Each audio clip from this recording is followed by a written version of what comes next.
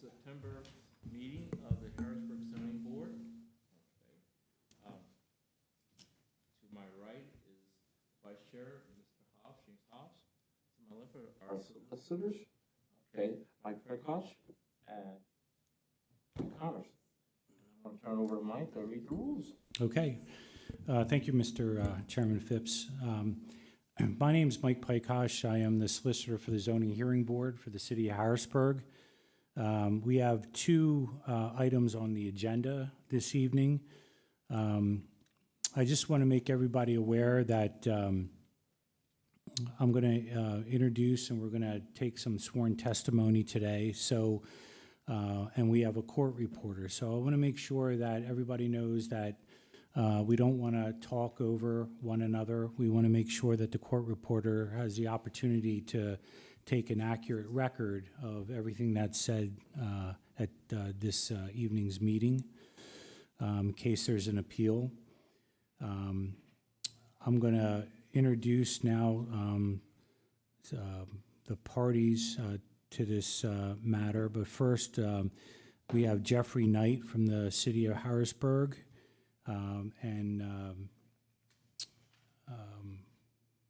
Jeffrey and the first item we have this evening is Ms. Cameron from the City of Harrisburg Solicitor's Office. The first item we have is 2613. This is a special exception for the application for 667 Schuylkill Street. This is an application filed by Craig Dunkel with 2463 Jefferson Street LLC to establish a use not specifically prohibited by the zoning code. I guess, Mr. Hume, you're here for your clients.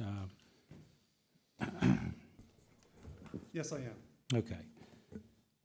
So you want to introduce yourself and your client? Absolutely. My name is Eric Hume. I'm an attorney with the law firm of Saxton and Stump. I'm joined tonight by Mr. Dunkel. He is one of the principals of 2463 Jefferson Street LLC, which is the owner of the property in question. Okay. And is Mr. Cameron going to be testifying this evening? Mr. Dunkel? Yes, he will be. Okay. Mr. Dunkel, could you raise your right hand? Do you swear or affirm that the testimony you're about to give before this board is truth and nothing but the truth? Yes, sir. Okay. And Mr. Knight, we'll swear you in, and we'll swear you in for this hearing and the subsequent hearing also. Do you swear or affirm that the testimony you're about to give before this board is the truth and nothing but the truth? I do. Okay. And then we did receive a letter from Attorney Dixon. You're here. Are you representing a party opposed to this matter? Yes, I'm representing James Robinson. Okay. Is there anybody else here that is in opposition to or would like to participate in this proceeding? I believe these five lovely ladies would like to participate. Okay. We're all residents of Schuylkill Street. Okay. So I just want to explain how you could participate in this meeting. You could participate either by being a party to this action, and if you're going to be a party to this action, you'll have to be qualified to be a party. If you're a party to the action, you would be able to cross-examine each witness as they're testified, and you're going to be able to present your own evidence also. The other way to participate would be at the end of the proceedings, before the board makes a decision. You could make a statement either pro or for or against the application and tell us why. And how do I qualify for the action? Okay, so if you want to qualify for as a party, that would usually depend on how close your proximity to the. Okay, so Okay, so let's go through, we're going to go through individual by individual. If you want to come up to the mic up here. Yeah. No, you're going to, yeah, come up to the mic.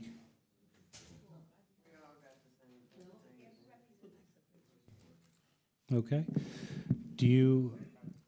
Okay, could you tell us your name? My name is Esmeralda Nazario. I live at 672 Schuylkill Street. Okay, could you spell your last name for the record? Nazario, that's Nazario. Okay, and your address again was? 672 Schuylkill Street.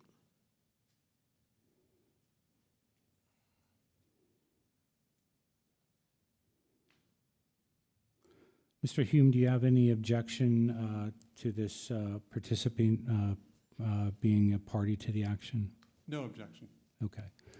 Okay, thank you. So you'll be qualified as a party in this action. Can we, next, somebody else want to be a?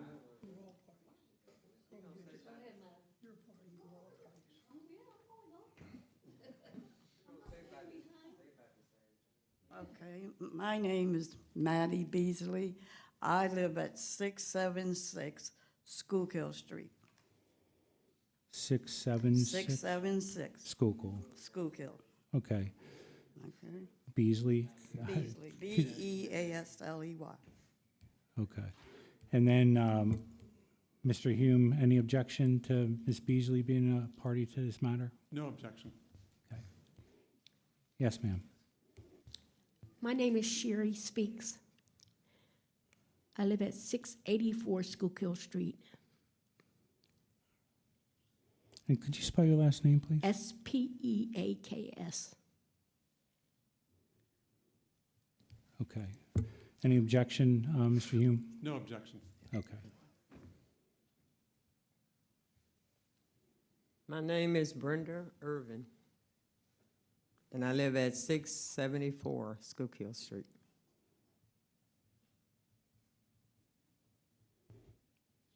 Mr. Hume, any objection? No to this? objection. Okay.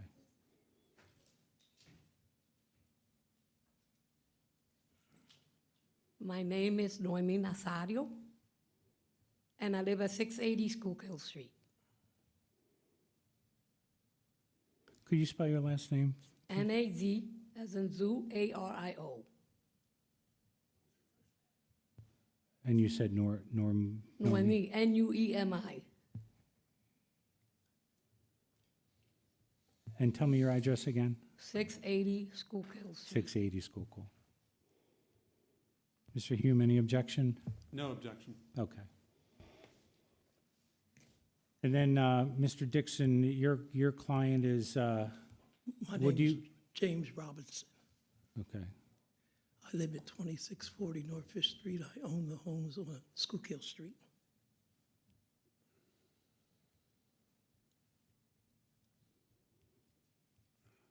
Mr. Hume, any objection? No objection. Okay. So what will happen is we move through this proceeding.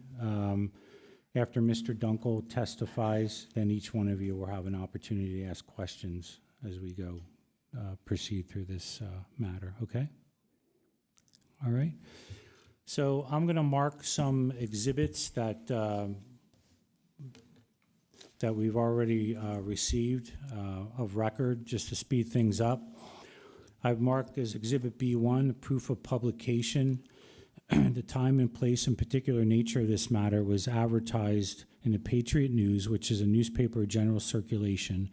It appeared in on the August 31st, 2025, and September 7th, 2025 publication of the Patriot News. Exhibit B2 is a letter dated September 11, 2025, which was sent by the planning director, Mr. Knight, to the applicant, notifying the applicant of the time and place of the hearing. Exhibit B3 is a hearing notice posted on the property in question, which occurred on August 22nd, 2025.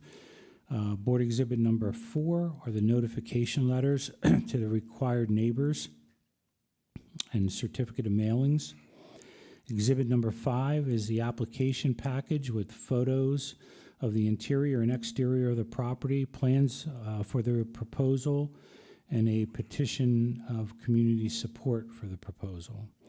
Board Exhibit number 6 is the deed establishing applicant's standing to pursue relief in this matter.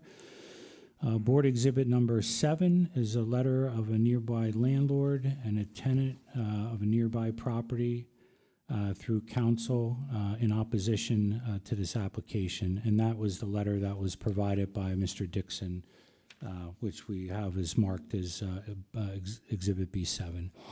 Exhibit B8 was the Planning Bureau case report, and Exhibit B9 is the City of Harrisburg Planning Commission resolution. So we have Exhibits B1 through B9. With that, Mr. Knight, do you want to just give us a brief summary of the application, and then we'll have Mr. Hume proceed from there? Sure.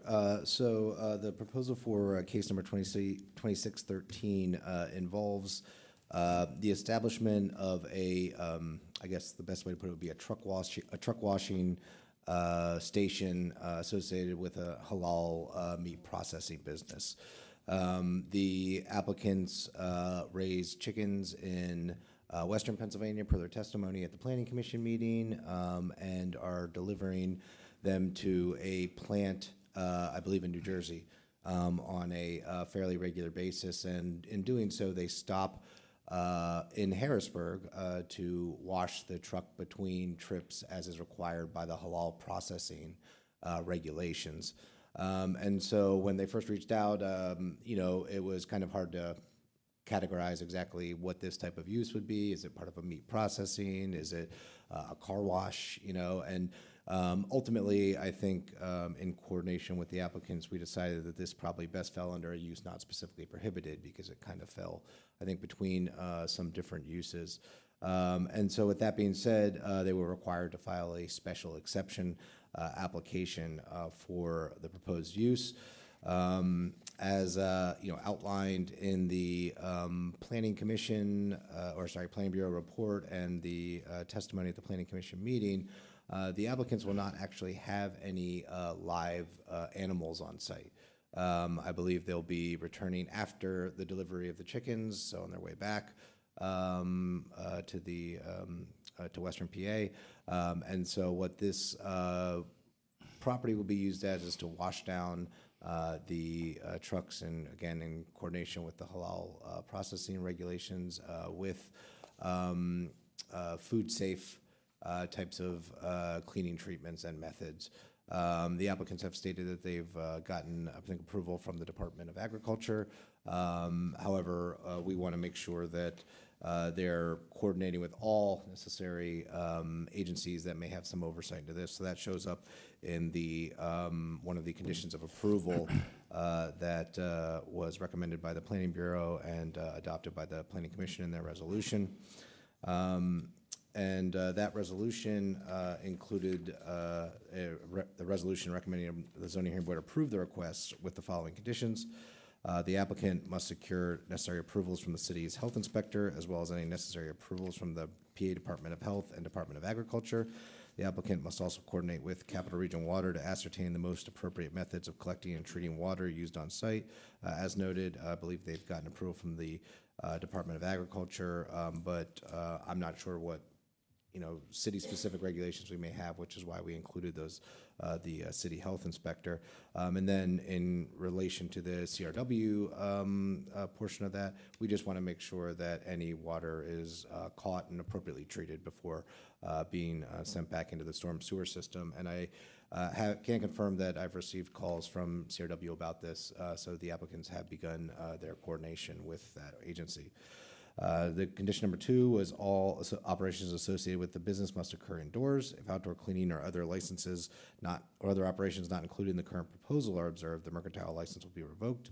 Condition number 3 was the applicant must install an ADA compliant sidewalk and driveway curb cut along the Schuylkill Street frontage of the property.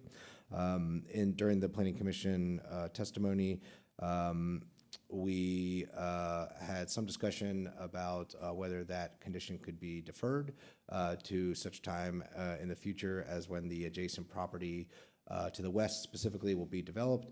I did have a phone call with the city engineer, who confirmed that it was appropriate to have it installed now when there's a new use occupying this property, and that future developers on either side of the property could then connect to what the applicants create. So the requirement for a sidewalk is a requirement of all property owners. It's not necessarily specific to this use or to the zoning relief process, but we felt it necessary to include in there while the case is before the zoning hearing board and the planning commission. And finally, the fourth condition was that if the applicant intends on utilizing the enclosed side yard area, such for parking, they must provide a detailed site plan of such development and address violations such as the lack of landscape screening and the presence of barbed wire. At the planning commission, they testified that they did not have any intention to use this except for maybe occasional pulling vehicles in there while they're moving trucks in and out of the building itself. But we do not think that would elevate to a formal parking area that would require development. And again, if that changes, we would expect that the applicants would bring a site plan to the Planning Bureau for review. The Planning Commission recommended the zoning hearing board approve the request for the following reasons.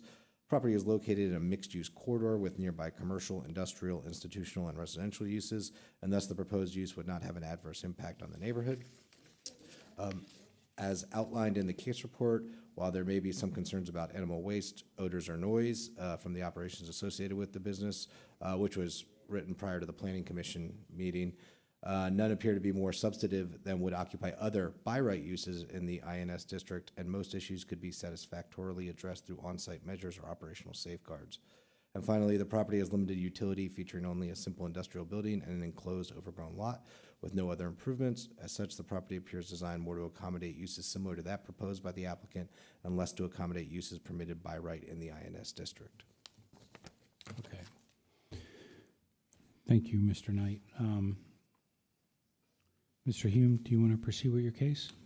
Yes, thank you, Mr. Pykosh, and members of the board. Again, my name's Eric Hume. I'm with Saxton and Stump, and I'm here again before you tonight with Craig Dunkel concerning this property. As Mr. Knight mentioned, this property is in the institutional district. It's that portion of the institutional district's a bit of an island. I think if you look at the zoning map, immediately to the north, you have residential. Immediately to the south and to the east, you have industrial.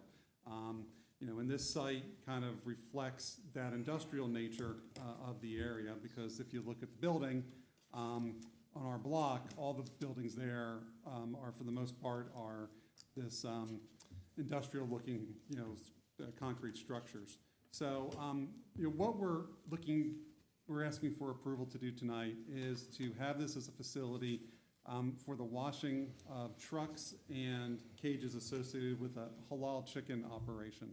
I think it's important to note that this is only going to be for one entity. This is not going to be a business that's open to the public.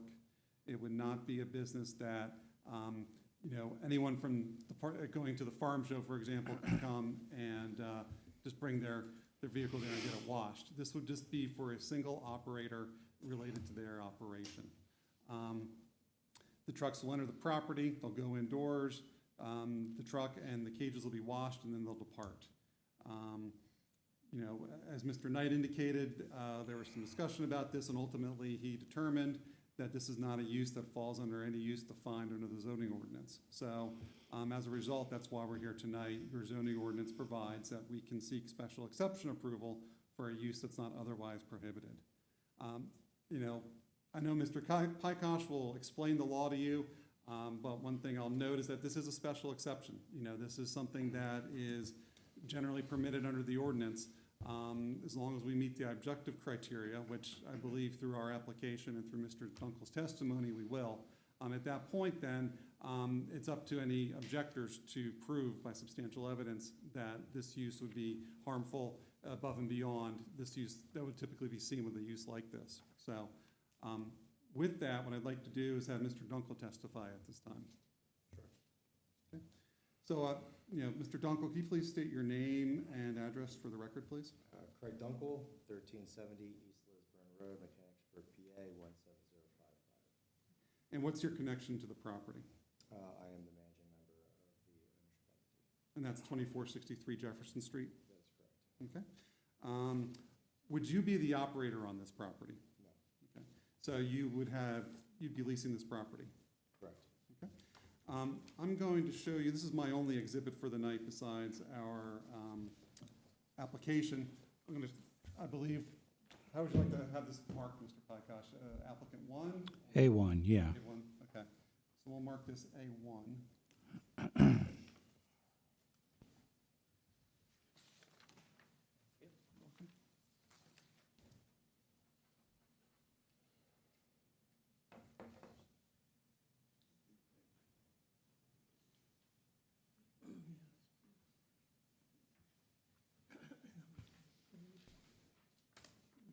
Do that this time. Thanks.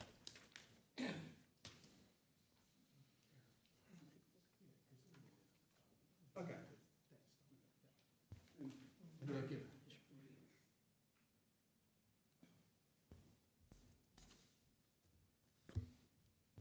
You guys need some more copies?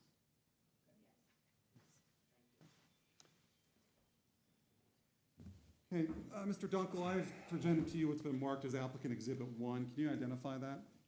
Yes, this would be an aerial of the property with the red dot over top of the building. So when you say aerial, is that also including the surrounding area? This is including the surrounding area. Okay. And can you describe the block the property is on? What is located on the block? Yes. Okay, so right there in the corner notated as 2438 is what I, from my experience being at the property, was used for salting and snow plowing of local buildings. So that was a utility shed that stored salt and other materials, as well as on occasion, especially during the wintertime, there would be heavy equipment stored on that site. I believe it was probably used for the property across the street, perhaps through a contract agreement. The parking lot to the south is related to the Public Welfare Department building and the County Assistance Office, which is on our block. The adjacent property next to us, which is 657, is I would call it a lot connected to the warehouses at 2463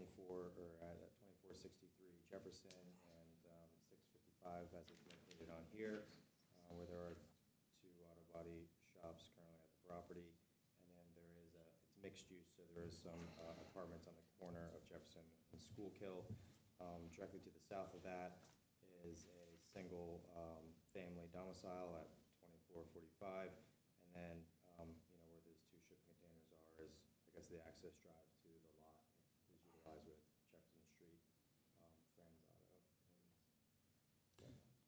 And looking at that block, are there any sidewalks on that block? I do not see any sidewalks. How about, just to be clear though, along 7th Street? Yes, I see one sidewalk along the 7th Street corridor.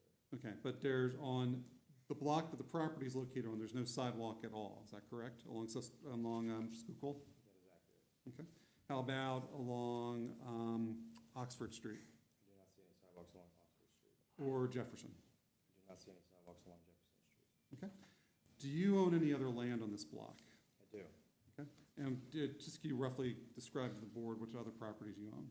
We own on the corner of Schuylkill and Jefferson, 2463 Jefferson Street, and then the subsequent lot next door at 657 Schuylkill.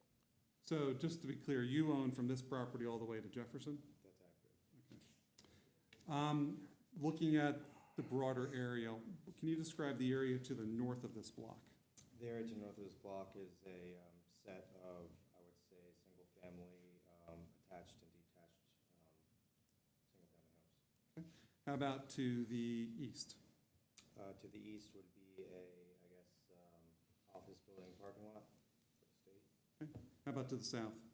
That would be a private ownership office building that's currently leased by Public Welfare Department and Dauphin County Assistance Office. Okay. And to the west? To the west, it's broken up into, to the northwest, I would say it's a continuation of the residential block. Directly west would be what I believe to be a new park that might be going in, but it's currently being utilized as a piling site for the road construction that's going in. south of that, there are more attached single families. So, based on the variety of uses that you've just gone through, is it safe to say this is a mixed-use area? I tend to agree. I'm now going to turn to what Mr. Pykosh identified as applicant, or, excuse me, as Exhibit B5, which is the application package. I did not bring copies with me, and any additional copies, but I believe the board does have them. And I wanted to refer to the photo sections of that exhibit. And I'm going to have you turn to the second photo in that packet, if you could just identify that photo, please.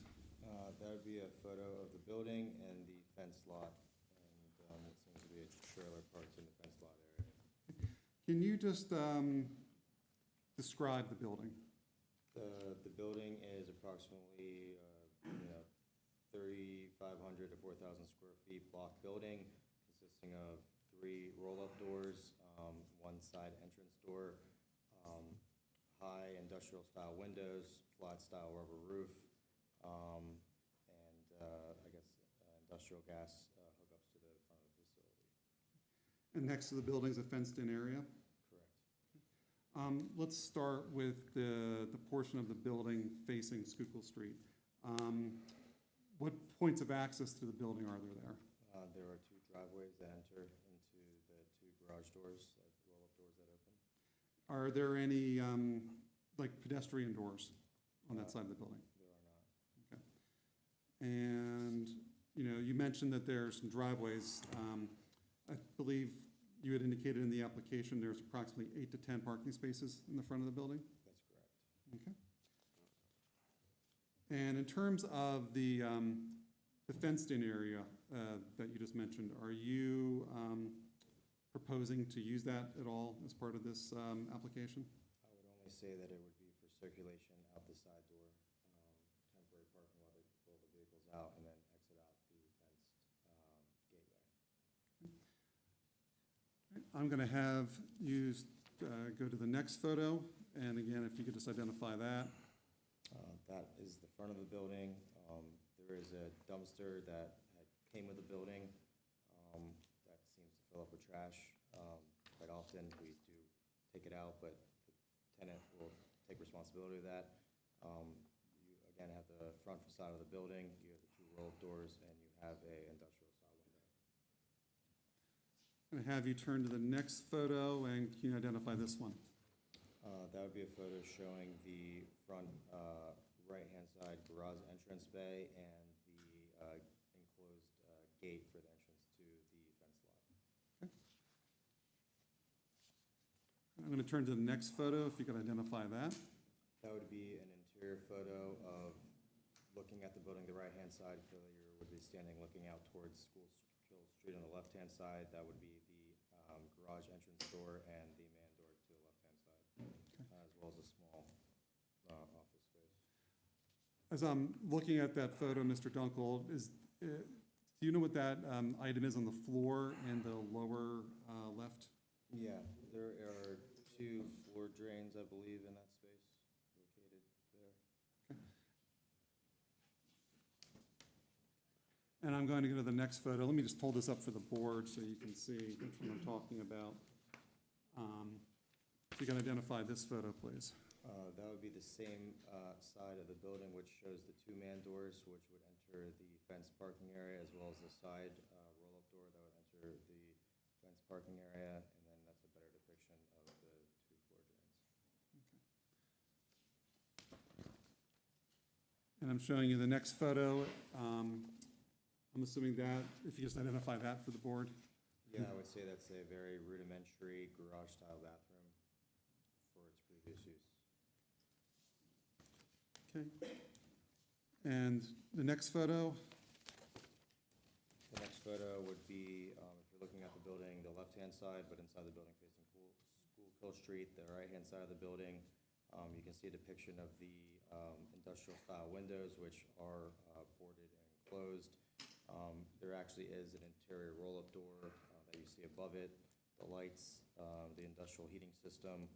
additional floor drains, and then the entrance door to the bathroom area.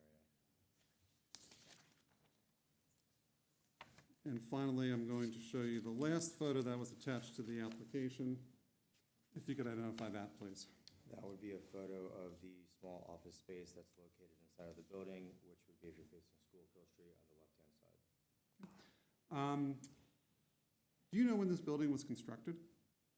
I believe this was built in, if I recall, the 50s. And do you know what the original use of the building was? Original use of the building was an auto body garage. And do you know how long that use occurred on the property? I believe that use occurred for several years, maybe decades, until at some point it was then occupied by subsequent auto body shops. After that, there was a period where it was occupied by the owners of the Camp Curtin Barbecue, I believe, and they used it as ghost kitchen and storage and prep area for their barbecue restaurant company. So let's talk a little bit about the proposed use of the property. Can you describe to the board generally what is being proposed to be done in this building? What is being proposed to be done is, again, a lease to a single tenant who plans to occupy the building. They have a small, I would say generally small in comparison to larger size operators, but a small fleet of box trucks. I believe it's currently 3 to 4 trucks. They are not overly large. I would say similar to a U-Haul van, to give a comparison. And they are outfitted with cage racking systems. They're fully enclosed. And as described earlier, the current tenant has a farm that they have a co-op with out towards Shippensburg. They have locations that they use for the processing off-site in Philadelphia, New Jersey, and then in Ebbly, New York, where the product, I believe, goes to New Jersey, Philly, and New York. The vehicles will, leaving the facilities on the eastern side of Pennsylvania and of the other states, will be traveling, assuming it's a rotating circle of travel. So they would pick up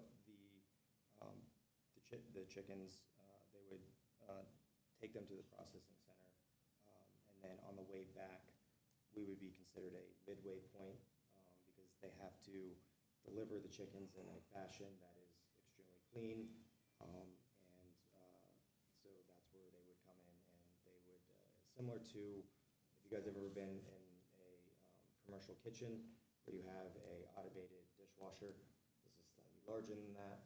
The cages would be unloaded off the trucks. They would be put onto the conveyor belt system. It would wash them, and then they would go to a clean side where they would be loaded back in, and then they would essentially depart.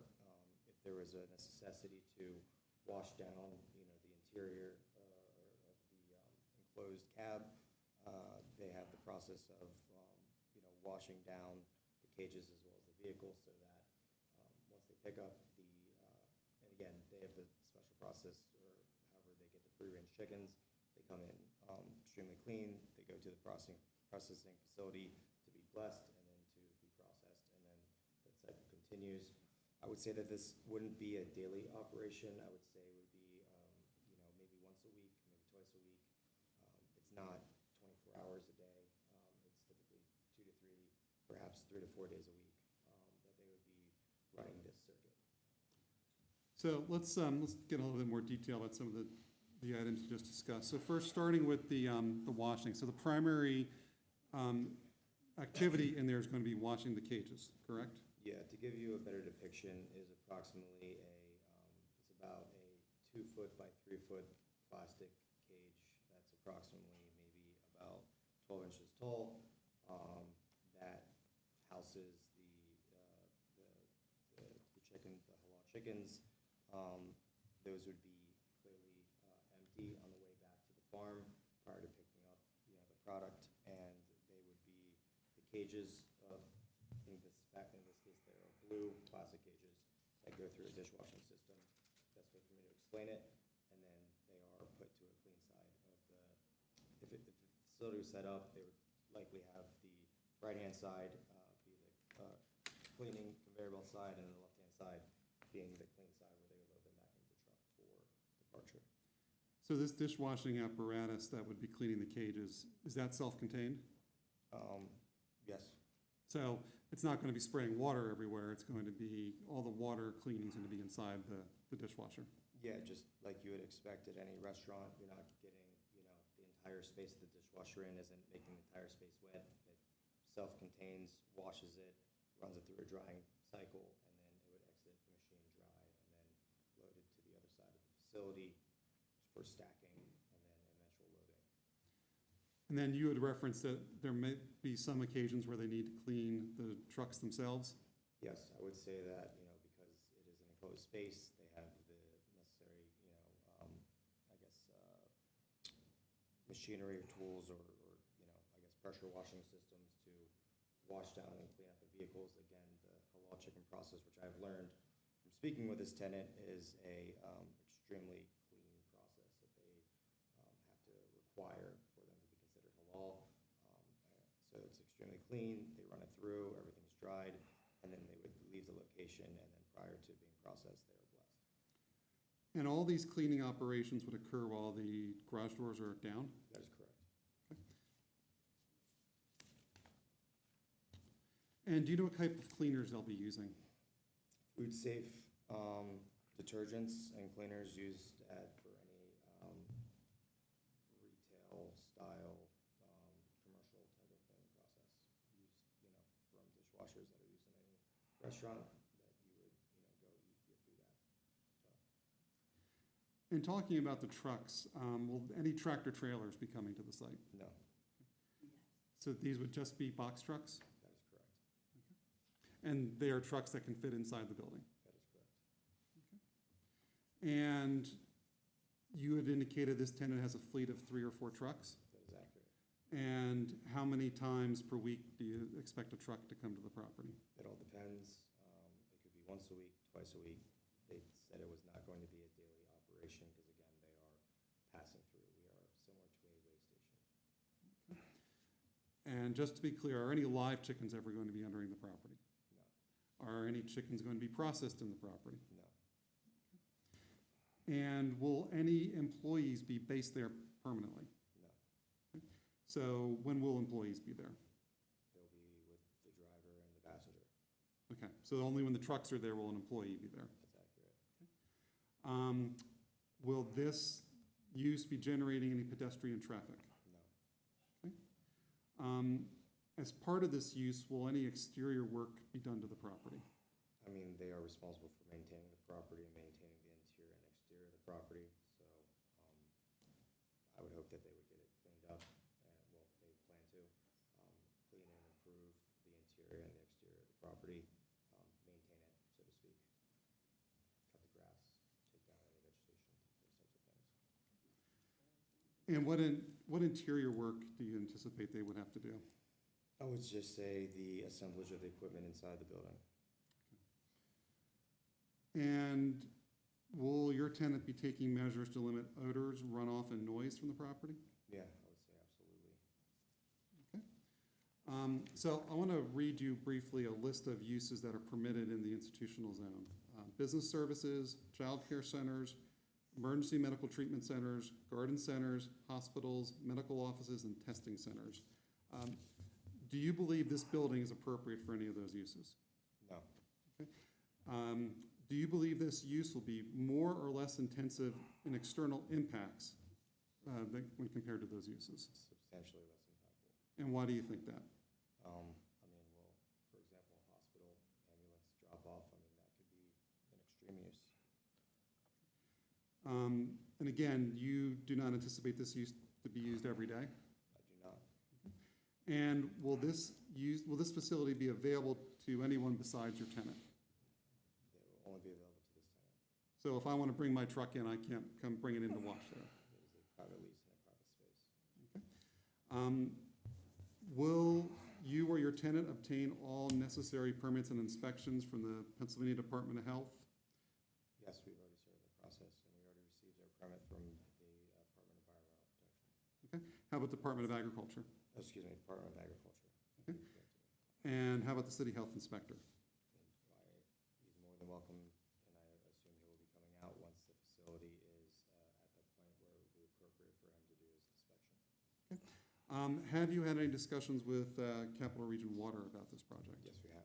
Okay. And if you could just tell the board what your discussions were. So there is seemingly two thresholds to get an industrial waste permit. Number one, it needs to be consistent with the amount of water usage. Number two, there needs to be a testing specific criteria that would have to be done post initial operation. So similar way that I can explain it is, similar to like a phase 1 or a phase 2 environmental. If they're taking samples and the samples are elevated above a certain level, then there could be, and this is an analogy. So there'd be either they'd be below and there would have to be any work done, or they'd be above and you'd have to remove a tank or remove a certain amount of soil from the property. This would be the same process where for it to elevate to a level of meaning, a specific permit, there'd have to be elevated levels of chemicals or bioproducts in the wastewater. You mentioned quantity of water would be one of the criterion.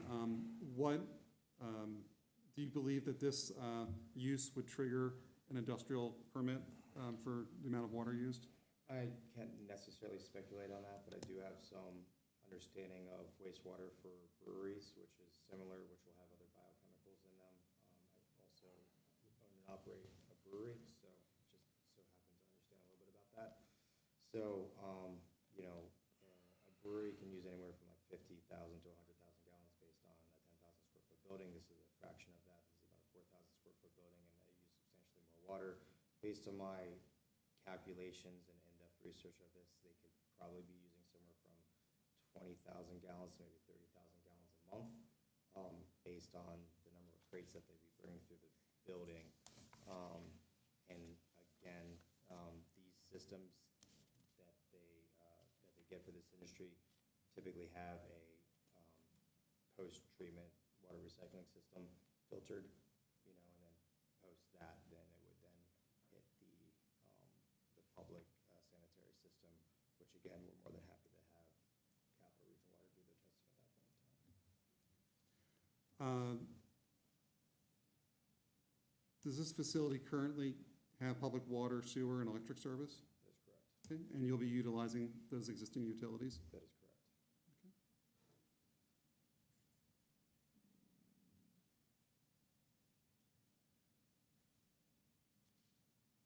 And will there be any signs on the property? No. Will there be any lighting added to the property? Possibly that would be the responsibility of the tenant to decide, but I imagine that if they want to do a lighting package or update the current lighting on the building, that would be at their discretion. And you testified earlier that you believe that this general area is a mixed-use area. Do you believe this use is similar in impacts and character to the other uses in the area? I would say that, other uses would be probably more so like industrial storage and, parking, I believe, and industrial, warehouse or automotive services, which would likely, be considered more impactful than what we're discussing here today. I have nothing further for Mr. Dunkel. Attorney Dixon, do you have any cross-examination? Yes. Okay. Mr. Dunkel, who is your tenant? The tenant is the Halal Chicken. Do we have the name of the tenant on there? I don't believe I didn't so. quite hear. 1 second. It is an LLC name, and the name has Halal Chicken in the name. It's the individual's name of their company, Halal Chicken. Okay. And is that representative or that tenant, is he here today? No, he is not. Why not? As the landlord, I am representing the tenant. Do you have a lease with him? I do. Is he already in the property? He is not. He is waiting on this decision to be made. Okay, now, why, I don't understand this project at all.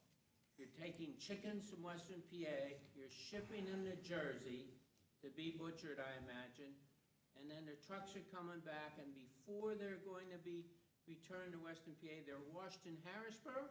Is that what you're saying? That is correct.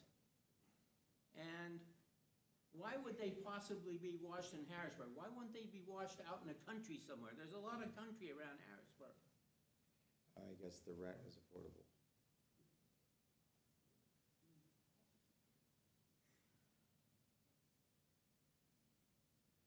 Now, there is gonna be residue of these chickens in the crates, is that correct?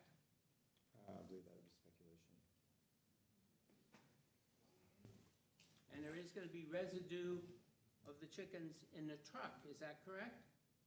I believe that that is the purpose, that they are going to be cleaned in the facility. And how many trucks will be coming into Harrisburg on a weekly basis? I believe I answered that. Pardon? Should I re-answer it? Yeah, you can answer it, yeah. Yes. Again, it is not going to be a daily use. They have a total of 3 vehicles. They might have 4, but it will probably be, they run in a circuit, so a vehicle will come in. It's not like it's a caravan type situation. A vehicle will come in. It's very equivalent to a U-Haul style box truck, which is fully enclosed and interiorly wrapped, and the vehicle will come in, be washed. I would say if all 4 vehicles came within 1 day, they probably wouldn't be back for a couple of days. There might be 1 vehicle day, 3 to 4 days a week, something like that would be the minimal use. Do you have a written lease with your tenant? I have a written lease with my tenant. And is the frequency of chickens coming into Harrisburg, or the trucks being cleaned from the chickens, is that set forth in your lease? The number of vehicles is set forth in my lease. As far as their frequency, they're leasing the building. This is what I understand from the tenant. So it's what you understand from the tenant. For example, I have leases with automotive tenants, and in my lease, I don't ask them how many vehicles they plan on having serviced in their garage on a daily basis either, so. So the answer is you didn't ask this particular tenant how many times he'd be bringing in these chicken containers or trucks. That's an inaccurate statement. Pardon? We have had conversations about how many times he'd be coming. The amount of traffic that he'd be producing seemed acceptable to myself, as well as my other partners. It did not seem to be an extreme use by any means. And I would say it's a substantially lesser use than compared to an automotive garage that would have, maybe 20, 30 vehicles in and out of it, depending if they're doing inspections or other repairs, but it would be substantially less than other tenants that we have in proximity to this property. Okay, now these crates and trucks are being cleaned for a reason, to remove this residue from the trucks, is that correct? Yes, in a professional system that is made for that cleaning process. And if the chickens had any disease or anything like that, that would be in the residue, isn't that correct? I would suppose that, the Department of Agriculture and those farms that they're getting these chickens from have their own inspections. And again, these are chickens that are supposed to hit a higher standard because they're part of the halal process, that they have to be extremely clean. So I would leave that up to the farms and inspection agencies that regulate those uses. And you said that vehicles are insulated, is that correct? So they're enclosed. They're enclosed. So are they enclosed as a regular truck is, or enclosed with any interior sheeting or anything like that? The best way that I can describe it is an enclosed box truck that would be similar to a U-Haul vehicle with racking systems on the interior of the vehicle. With a wrapping system? Racking. Oh, a Stacking. racking system. Stacking, sliding I racking. see. Okay. Okay, I have no other questions. Okay, Ms. Nazario, do you have any questions? Could you come up to the mic? I think it might be easier because we're on broadcasting this. So, Mr. Dunkel, when you say that this is not gonna be an active driveway as others around there, so are you saying that we should be okay with what's going on? Don't have an opinion. Because I have children, and the two bay doors are located right across the street from a residential area, which is a sidewalk. So their trucks will be going in and out of the kids are right there. Now, when you say the tenants are not in the building, so I've seen them in the building, being there, bringing in these large blue racks, which I do know you said they're gonna be washing these racks. So they're gonna be washing racks and trucks. There's an odor, there is residue, and yes, the agriculture does do testing, but that doesn't necessarily mean that there will not be no type of sickness coming through. And odors, not only the odors, but you're leasing this. So you're expecting your tenants to do this, that doesn't mean exactly that's what's gonna be done. The one who's really gonna see what's gonna be done are the residents who live on the block, who we already see things that is not being done appropriately. That's all. Okay, thank you. Next, Ms. Beasley. So I want to remind everybody that this is a time to ask Mr. Dunkel questions. You'll have a chance at the end where you could make a statement or an argument, but these are questions based upon what was testified to. Okay, now, like he said, he didn't know the owners. I know the owners because I have talked to the owners. The gentleman that I talked to told me that he was using this for chicken. So for him to say he don't know who the owner is, that's false. Because I talked to the gentleman today. They were there. When they first came there, I asked him what was he going to use it for. And he said, and then again, we're in Harrisburg. This gentleman lives in New York. Why are we doing stuff for people who live in New York? He renting it out to people who live in New York. Why can't they do their own in New York? Okay, Ms. Beasley, do you have a question for Mr. Dunkel? Yes, if you're saying that you didn't know who the owner was, you didn't give him his name, did you say that? Just said that I couldn't recall it. I could pull You it couldn't up. recall his name? The guy told me who he was, and he was coming here to do this, but you say you don't know his name? When you and him both is there at the same time? We live right across the street, so we know what goes on. We know what goes on. Okay, Ms. Speaks, do you have no questions? And I have, excuse me, I have even asked this man, when was he gonna cut the grass? It's been months before he would come. Now, these are the people that he's renting this to. They don't even cut the grass. Because we live in Harrisburg, we supposed to get treated like dirt? No, he wouldn't even cut the grass. Okay. I can respond to that. We have been waiting some time for the tenant to occupy the building. They plan to upkeep and maintain the property once this permit is granted. Okay. Next, we have Ms. Urban. Do you have any questions? And then again, this is questions. You'll have a chance at the end if you want to make a Well, statement. the only thing is, I've been there since 2003, and Mr. Cooper used to own that garage. It's never been used for anything else but a storage area. And thus far, we got a garage in the back of us, who should be here, which is not even 20 feet from our home. He built a garage back there. And now we got this gentleman here that's moving in front of us, just across the street. And we sitting on our porch, we facing a dumpster full of trash that kids play in. And then this gentleman here just moving in a chicken coop in front of us. And it's two-way traffic. We park on either side. My house is sitting here. Here's the road, and here's his garage. So we're gonna be seeing trucks drive in and out of there, washing crates and whatever they gonna be doing, and they children play all out there in the street. And it's just not a place to watch chicken crates.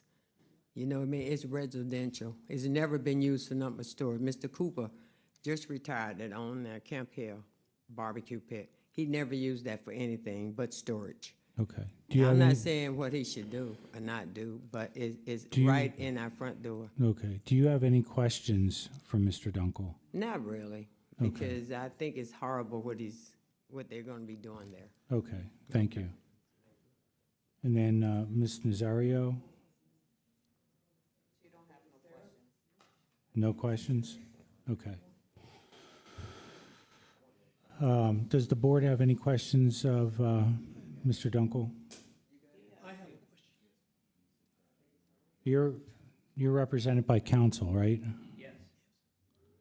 If James would like to ask a question, James Roberts. Go ahead. I know.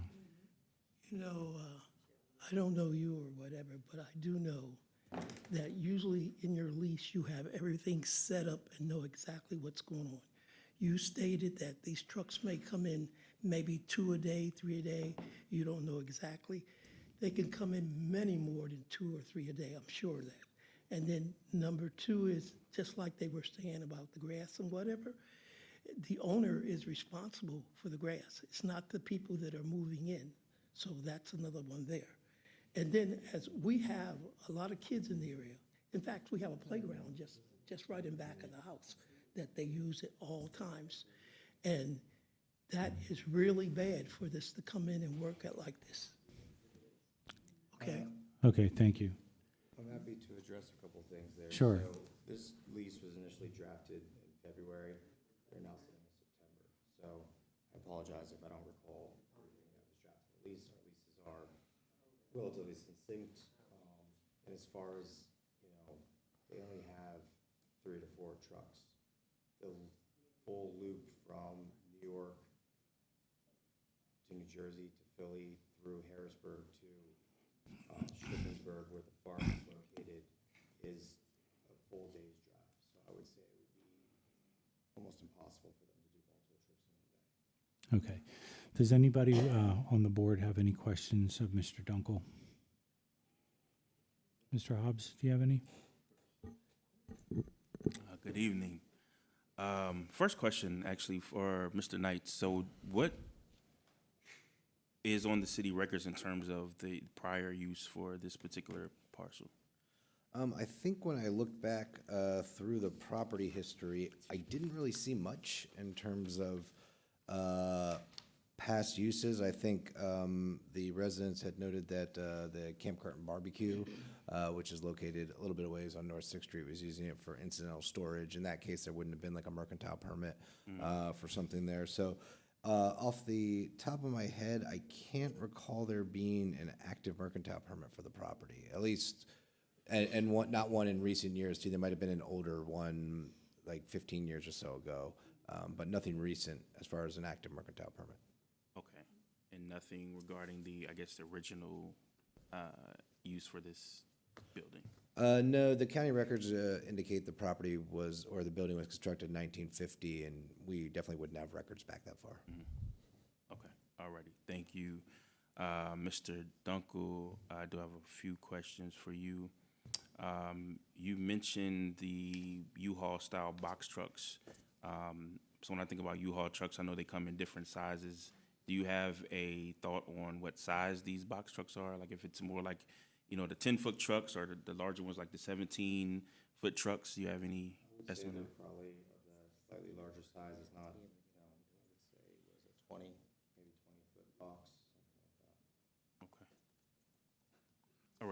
And I know, I think you said the tenant is not here to answer this question, but I think you mentioned right now, those are the size trucks that they have, and there's no expectation currently that they would have any larger vehicles. But as I know, most people in business are open, of course, to business increasing, improving, right? Is there any, I guess, chance that they would at some point have a need to use larger vehicles than the ones that they currently own? I would say it's unlikely due to the fact that they have to travel through the streets of New York for their eventual and inevitable delivery, so they need to be able to drive. I mean, I don't know if any of you have driven through New York, but having a tractor trailer through New York would be, I mean, those are extra drivers, and they would never do that. Okay. Okay, so opinion is that they wouldn't have an increased need, okay. If that were to occur, though, do you have any thought on how that would be handled? So I don't think that facility is appropriate for handling tractor trailer sized vehicles, so if they ever grew to that size, we would likely recommend that they find another larger facility. Again, this is a small size business, for Yusuf and Yusim. I had to look up the names that are operating this company. Two young men that want to establish a business and currently buy product, and do interstate commerce with the state of Pennsylvania. Okay. Again, another question that they probably could answer better themselves, but I was curious as well. I know you broke down kind of the route in terms of where they would be traveling, between states, and how they came to finding your location as a suitable spot for this process that they're requesting to execute. I mean, it's as simple as, we have marketing material out there for a general use, and they reached out, we agreed to terms, and they said that this space works for them as it's en route, with close proximity to the highways, so they can jump off the highway system, come to the site, jump back on, continue on to Shippensburg. Okay, thank you. All right, you mentioned in your testimony that you didn't feel that this building is suitable for any of the current permitted uses in the industrial district. Can you explain why you feel that those uses are not suitable? Well, I mean,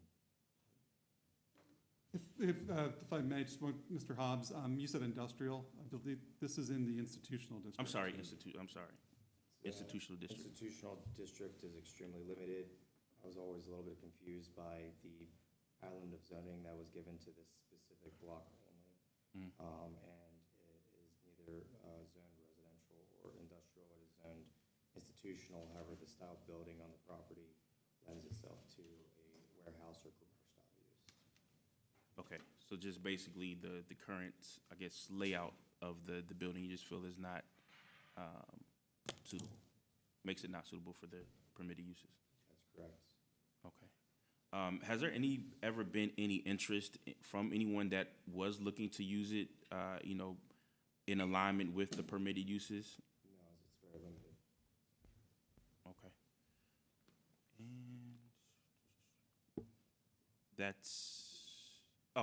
And my last question was, so I know there are some folks that are live in close proximity to the building that are here this evening.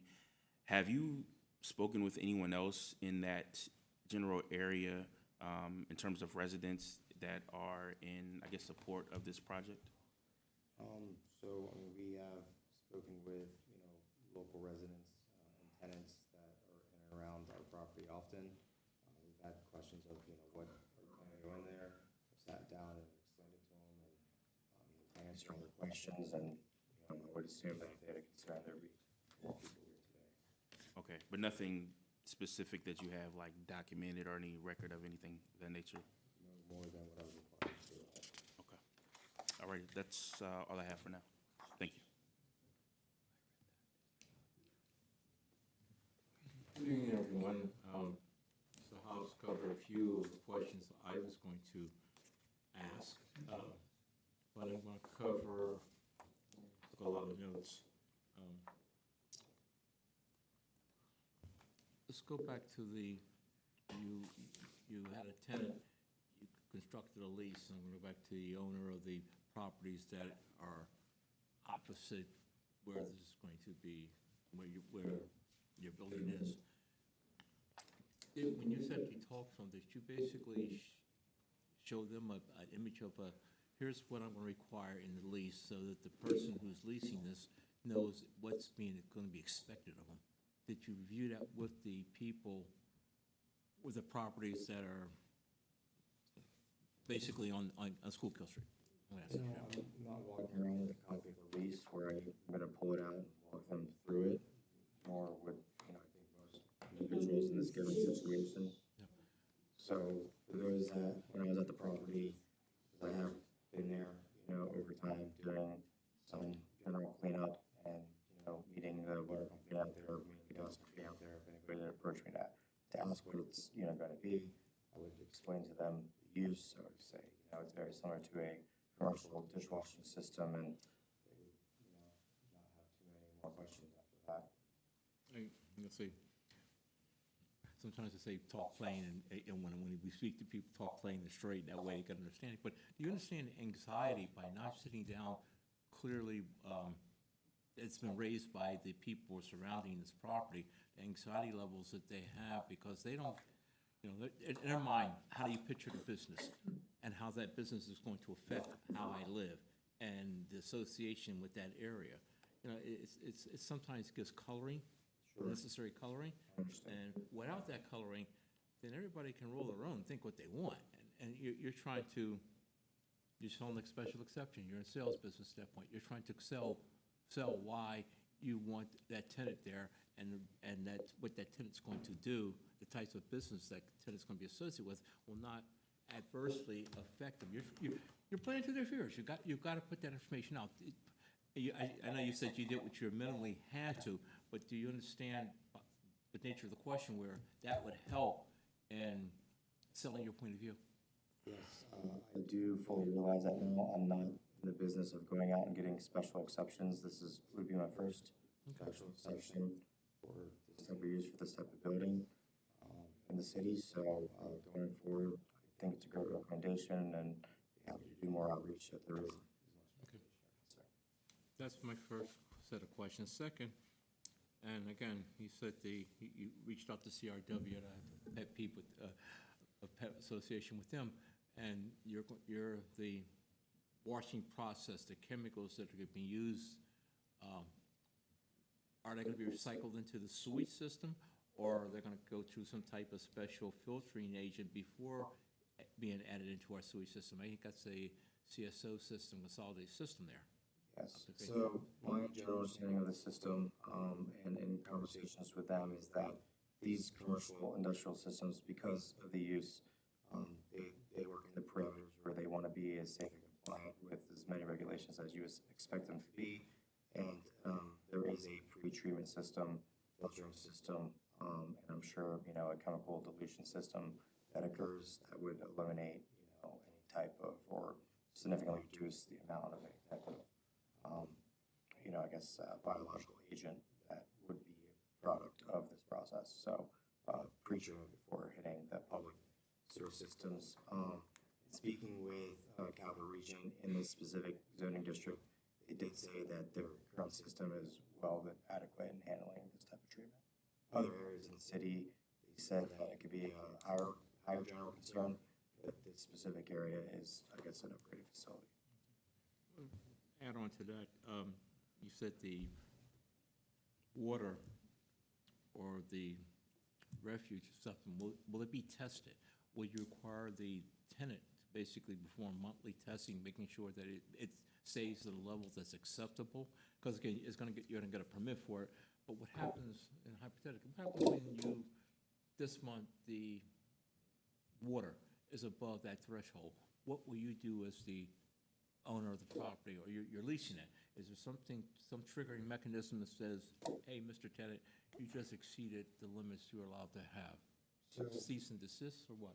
I would say that the general consensus is the water companies, especially with the new digital readers, will be monitoring the amount of water issues that will be occurring.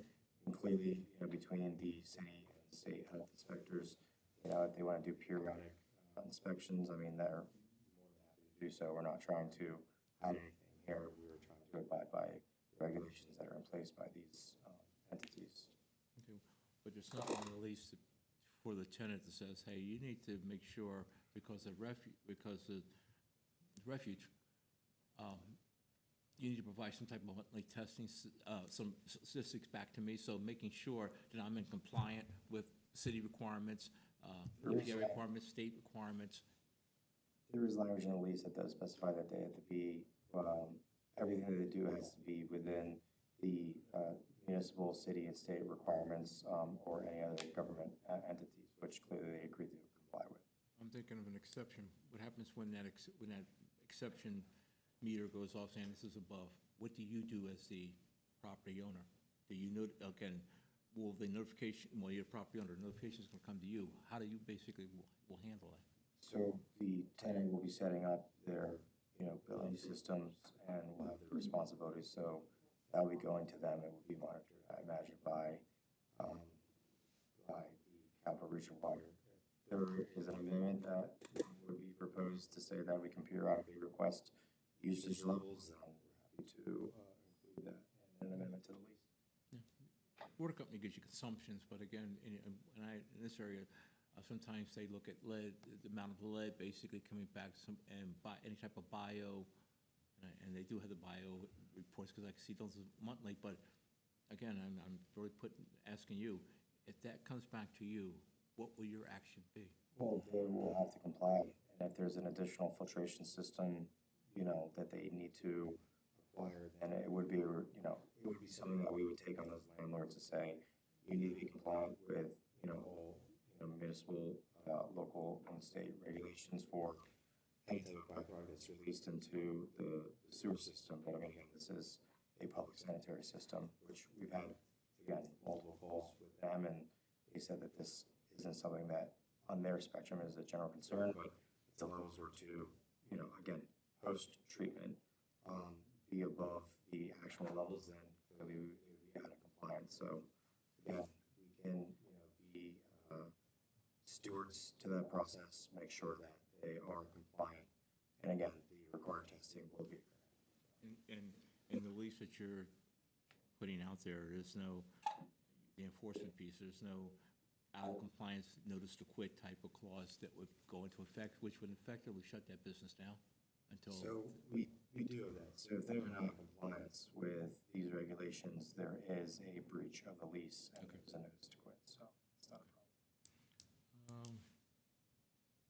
I'm just trying to think. Most of mine have to do with that and frequency of activity. We talked about frequency of activity, said basically up to maybe 4 trucks every few days. Question was asked, and the solicitor for the neighbors asked this. They're transporting the stuff from the western part of the state to New Jersey. That's a pretty good distance. Why Harrisburg? I know, as you said, your property became available, and I've got a property that could probably satisfy your requirements. But I'm gonna say this, and and my sister may slap me on this one. What makes us the recipient of it? Why? Why not put this in our own backyard? Well, I mean, it is a industrial style building that facilitates, a type of use that could be used for this intended purpose. It was happenstance that they reached out. We weren't seeking them as a tenant. They reached out to us, and they said because of the location, the proximity to the highways, it is a good waypoint for them in their travels of, picking up and delivery.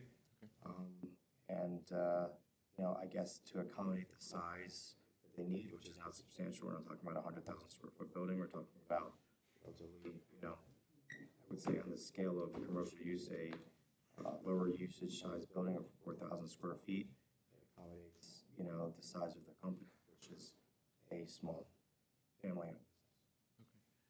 Okay. And my last question, I looked at one of your photos. So when a tenant moves in this, they're gonna bring this building up to something where it's livable conditions. I looked at the bathroom and I said, yeah. they're gonna clean this, they're gonna clean this up, because that was that's a bad sell there. So the building, and photos are in fact the photos of whenever we first acquired it, so that was the condition in which we received it. Since then, it has been power washed, it has been cleaned, it has been painted, the bathroom is now white, the office is now white, the entire exterior of the building has been painted, so, we have done improvements to it for the purposes of making it marketable. And they will continue to do improvements. They said that they would be, putting, a decent amount of, again, mostly equipment, but investment into the property, as well as maintaining it, which is the responsibility of the lease. If the building in the exterior area is not maintained, that would be something that, we do feel very strongly about. We want to absolutely clean up, this area. We're working with the other tenants as well to get that area cleaned up. It is their responsibility to mow, but we submitted this application in February, well, initial business mercantile permit in February, and we are now sitting here in September. So we are looking forward to them to facilitate the occupancy of the lease. They have, from my understanding, only dropped off, the clean cages in one side of the clean side of the facility. That, from going there periodically, that is the only, I would say, use that they have done since signing the lease is bringing one truck, one or two trucks full of cages to that side of the facility, because they will then pick them up and then put them in circulation. But as of now, they are clean. As condition of the lease, they've got the person's leasing this, or the leaser, property maintenance. That's a clause in that lease saying that they're gonna be, or if he can be held to the fire. Absolutely. Okay. And one additional thing is that we have cleaned or gotten the dumpster taken and dumped multiple times. There isn't any current use, but the dumpster does seem to fill up, so I'm going to recommend that they put a lock and cover on us about one of the questions earlier about the exterior or the trash. Number one, wasn't made by us, wasn't made by the tenant. Perhaps, people are illegally dumping, which can occur, so I'm going to recommend that they get a locked and closed dumpster. I don't necessarily think they need that one there. It might get moved inside the fence area. Should put children and stuff there, they make it a little interesting, wanna go dumpster diving. Is dumpsters the city's control, or is it private service? I don't think we lease dumpsters to anybody, so they would So they be, have their own private trash. yeah. This dumpster came with the building. It was there when we acquired it, and it was sitting up front. So happy to remove it, or however it needs to be done. It wasn't our initial placement. Camera? No, I was just making a point of clarification that the city of Harrisburg does lease dumpsters, but I can't say that that is a city of Harrisburg dumpster, but. The trash removal will be left up to the, leaser. Yes. And the agency that he's basically put up to. And if they want to put it somewhere where it is secure, that is my recommendation to them, or that it be upgraded. But when the dumpster is removed, it is a call to the city for them to pick it up. Just not one final observation. Since you did all the cleanup, you've taken this building, you've painted it and everything else. Would it behoove you to basically reach out to the neighbors, say, why don't you come and look at our facility, have a walkthrough, address your fears and your concerns. I mean, a walkthrough basically could help you alleviate some of the questions and anxiety and angst that you're hearing from the people surrounding us. Yes, absolutely. Again, from having this discussion and meeting, more than happy to. I'm finished. Thank you very much for taking the time to answer my questions. Thank you.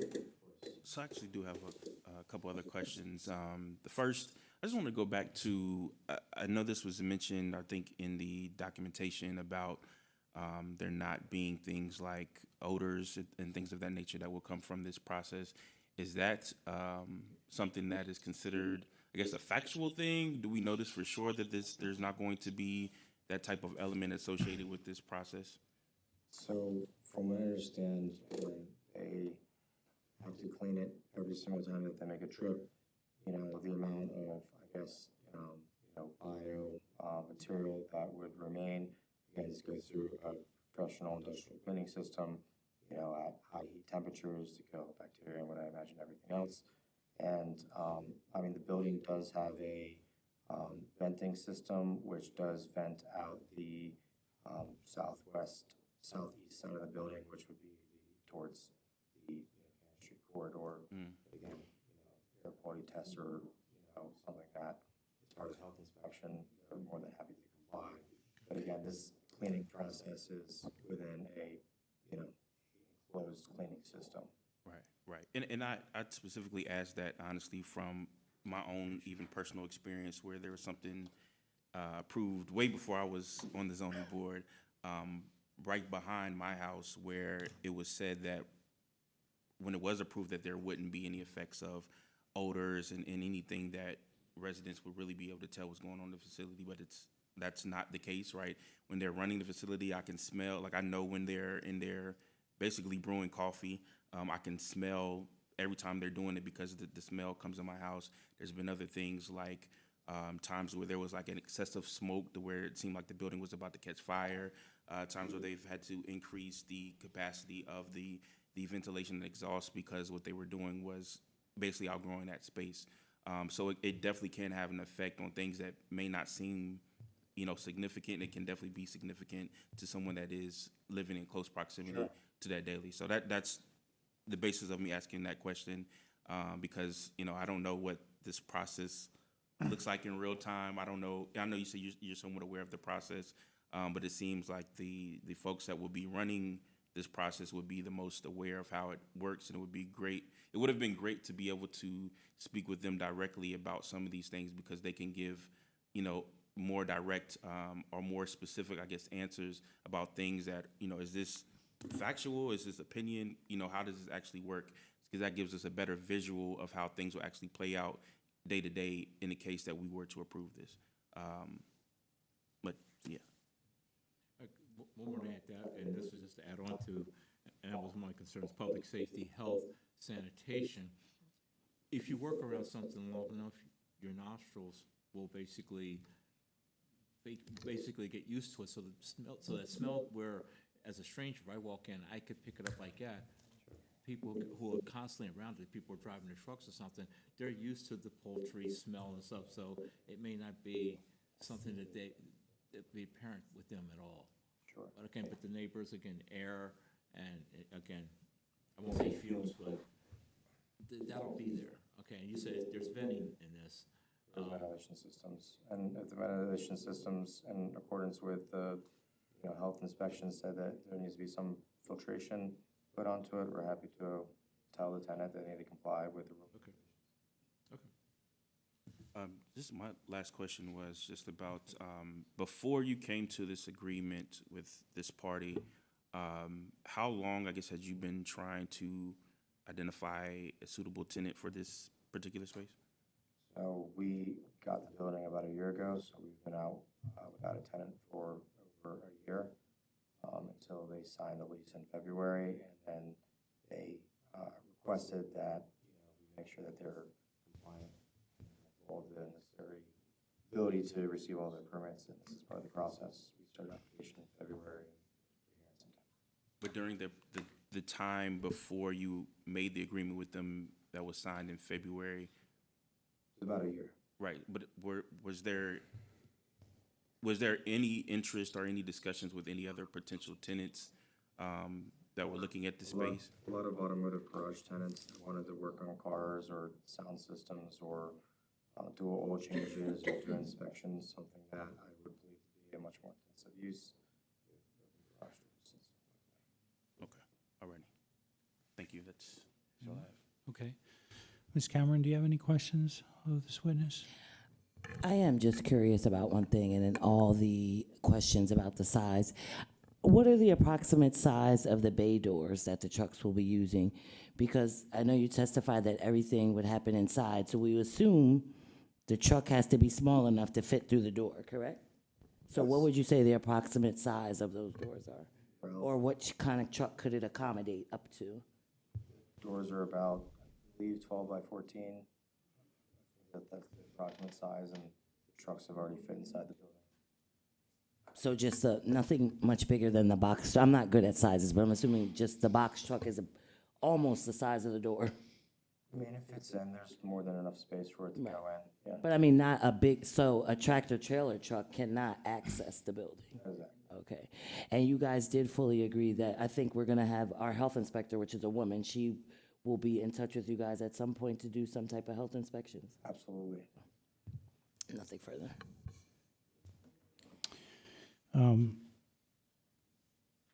Mr. Dunkel, in your application, your hours of operation are proposed to be from 9 to 5, is that correct? That's correct. So there won't be any proposed washing of vehicles or cages outside of those areas? These are standard business hours. They're typically traveling in the morning, go to the property, typically morning hours, and then are heading on their way to the farm, and then they're cycling back, not stopping back at our property. Okay. And when you said that there's not going to be any tractor trailers, you're talking about I'm trying to get a definition, the 16-wheelers, the bigger. I don't think that it's appropriate for that size street, nor was it anything that was ever discussed. They never talked about tractor trailers. They said specific vehicles that were of the size that would fit in the facility. Okay.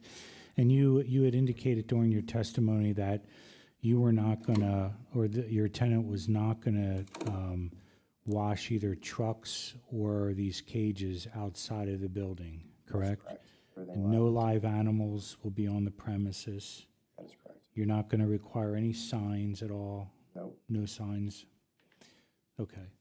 Mr. Hume, do you have any other witnesses? No other witnesses, but I do have a couple of questions for Mr. Dunkel, just Okay. to clarify.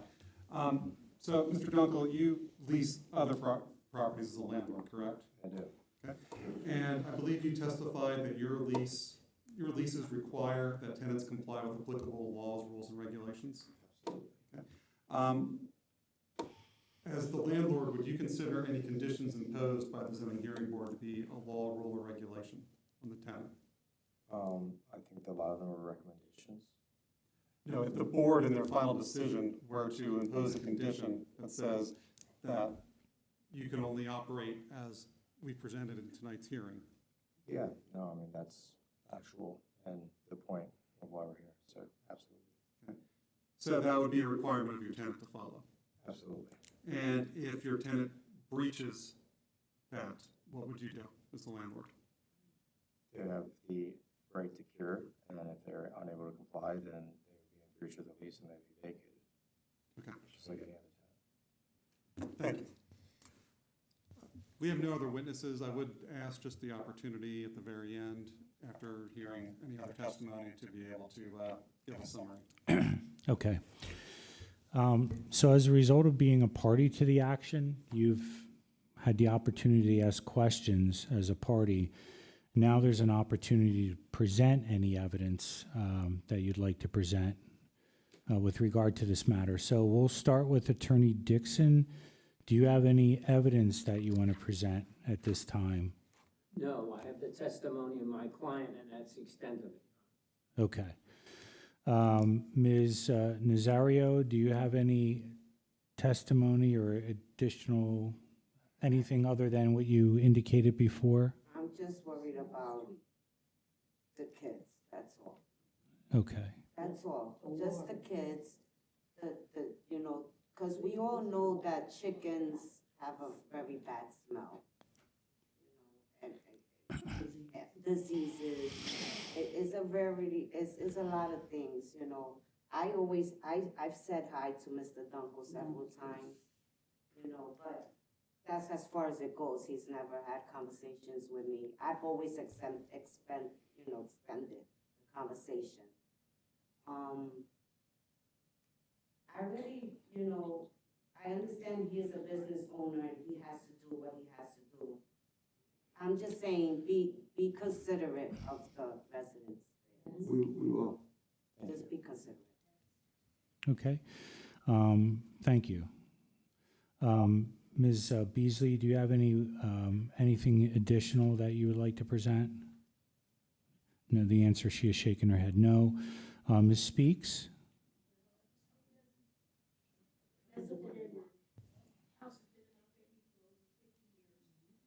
And he also said Well, it was a large truck that delivered those crates that truck was so long, it took up the whole street. We had to stand out there and watch everything that went on because that truck, the U-Haul that came, took up the whole street. So if they're saying they're not gonna use big trucks, how do we know that when the one delivered the blue things, that's the crates that's in there now? Okay. So who should we believe? We've seen it with our own eyes. Okay. Ms. Urban, do you have anything additional? Yeah, this is a neighborhood, I've been there since 2003. It's a very narrow little street there where we fix up our houses and stuff like that. When they come in and out with them trucks, they have to come in and out right in front of the door. We sitting up there, dumpster. We talked to the dumpster because that's there. Nobody moves, and it was probably owned by Mr. Cooper. I don't know if y'all know him. But anyway, it's just a private neighborhood. There's no place to be in and out like that. No truck driving in and out, you know. It's fairly odd where the building is and then the residential. We can't talk over one another so that the court reporter, okay. That's the only thing, that the in and out, and, you know, somebody gave somebody permit in the back of us to build a garage. The whole Harrisburg moved in and out of there. I know their man, but it's not even a block from my backyard. We can't even use our backyard for smelling gas and paint. Somebody gave a permit for him to build a garage. He told us it was gonna be a storage. Okay. But it's a garage for the whole city of Harrisburg, in and out of there all time of night. That's the one we should be sitting in. Okay, thank you. That's it, sir. Okay. Ms. Nazario, do you have anything additional? Yeah, all I wanted to say was that when the street is this little, it's little. And when those trucks turn, they touch the car. So imagine the kids playing there. They don't have a time to go in and out. Kids play there. The sidewalk is about this little for them to play. Where are they gonna play? They took the park out in the back. So where are they gonna play? They're taking the whole entire thing for our, it's my grandkids, I don't have, but my grandkids, they're growing up there. And I think that I feel it's unfair that they're taking everything away that the kids has to be enjoying. You know, now they can't go out because we're gonna be afraid of the trucks turning or when they're gonna come. And I don't think we should live like that. I don't think we should live like that. Okay, thank you. So we'll have Mr. Hume, if you want to make a closing, and then the board will deliberate, okay? Excuse me, I don't get a chance to say anything. Well, you're represented by an attorney, so I He would, said his piece, so I want to say my piece. Yeah, Good. if I could please have Mr. Robinson speak. okay, Mr. Robinson, go ahead. Okay. As I go back with the lease, you know, your lease usually has everything that you want the tenant to agree upon and whatever. If the tenant is there and he decides to not go along with your lease, you're saying you're gonna take and basically get rid of him or whatever, but it won't happen just suddenly like that. Plus, the street like they're talking about, it's only a one-way street basically all the way up.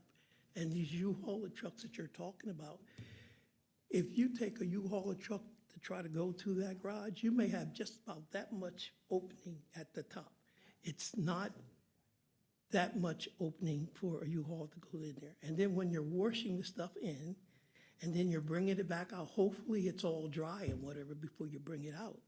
Because you could have hair, whatever, follicles, whatever, on the bottom, top, and whatever, you know what I'm saying to you? You can have that. It's like, this is, it's a terrible thing. And he said that he had no other clients or whatever, but he picked this guy, this person. I just can't understand. There was people who came here that wanted to do welding and stuff like that, and they were asked in and whatever. And in return, just like, you take, as far as I know, the city does not like chickens in there, one way or the other, feathers or nothing else. But yet you're gonna bring the chicken feathers from Kentucky here and drop them off and clean them up and then take them back in the same truck. Hopefully it's cleaned right and take it on back again. That is crazy. That's all I got to say. Okay, thank you. Mr. Hume, do you have a closing?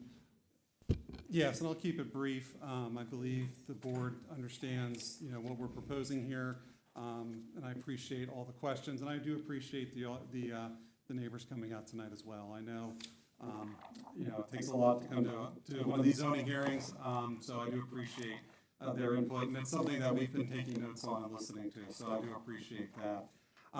What I wanted to talk to just a little bit about is, one of the things that you do have the ability as a zoning hearing board, if you decide to grant this special exception, is impose conditions.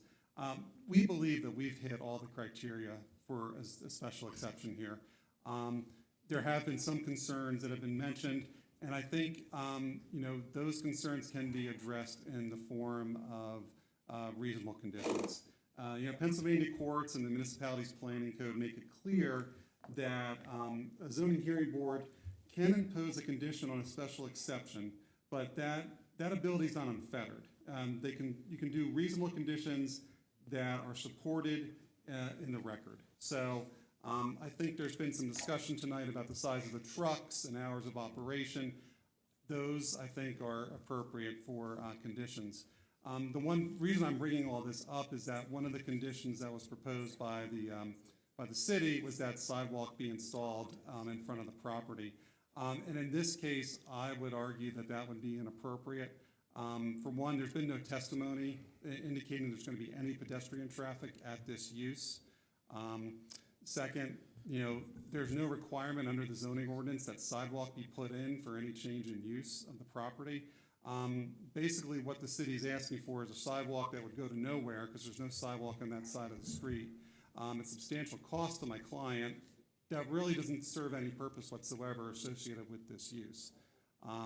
So I would ask, as you're deliberating this and considering conditions, we are open and accepting of conditions on the size of the vehicles and the hours of operation and, obtaining the appropriate licenses and permits.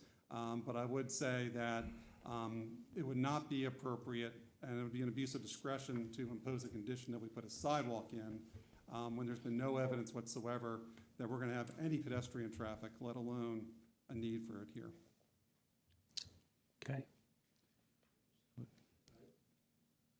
Can I do this? I'd like to have our director of planning basically address the comment. Sidewalks are not just about providing access to that site. They're about providing an ADA compliant, a required compliant path outside of a roadway for people to walk down a block. And if there's no sidewalks on a block and there's multiple property owners, you have to start somewhere. They're not gonna do all of the sidewalks all at the same time and get everybody to agree to that.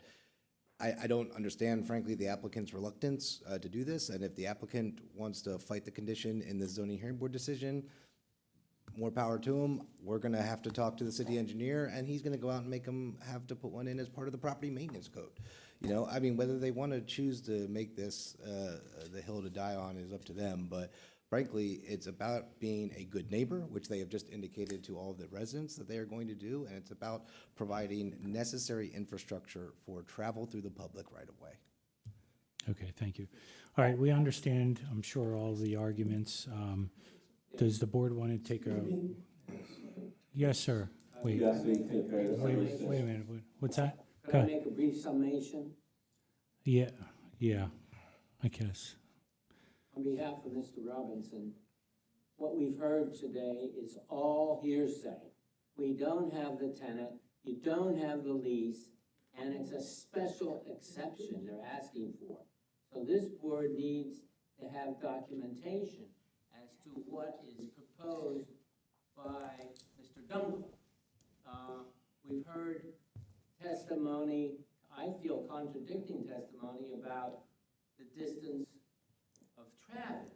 I heard originally the chickens were from Western PA, going to New York and New Jersey, and then coming back, and then I also heard testimony the trucks are going back to Shippensburg.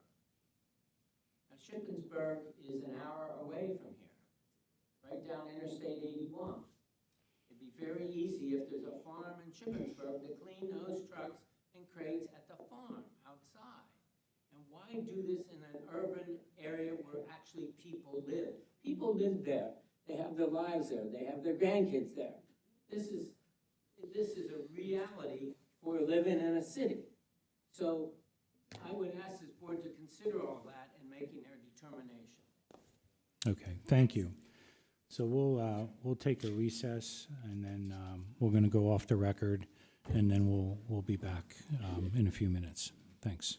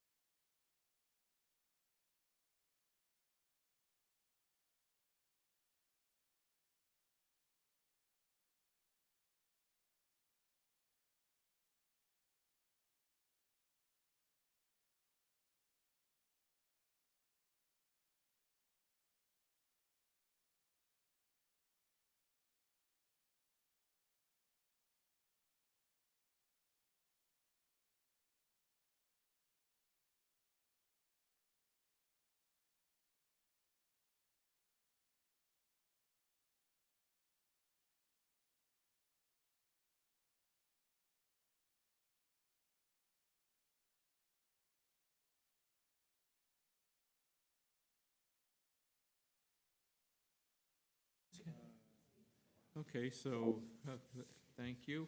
We're back in session. Okay. So, is there any other further questions before? No, I would just ask if there's a motion by the board relative to this matter. Okay.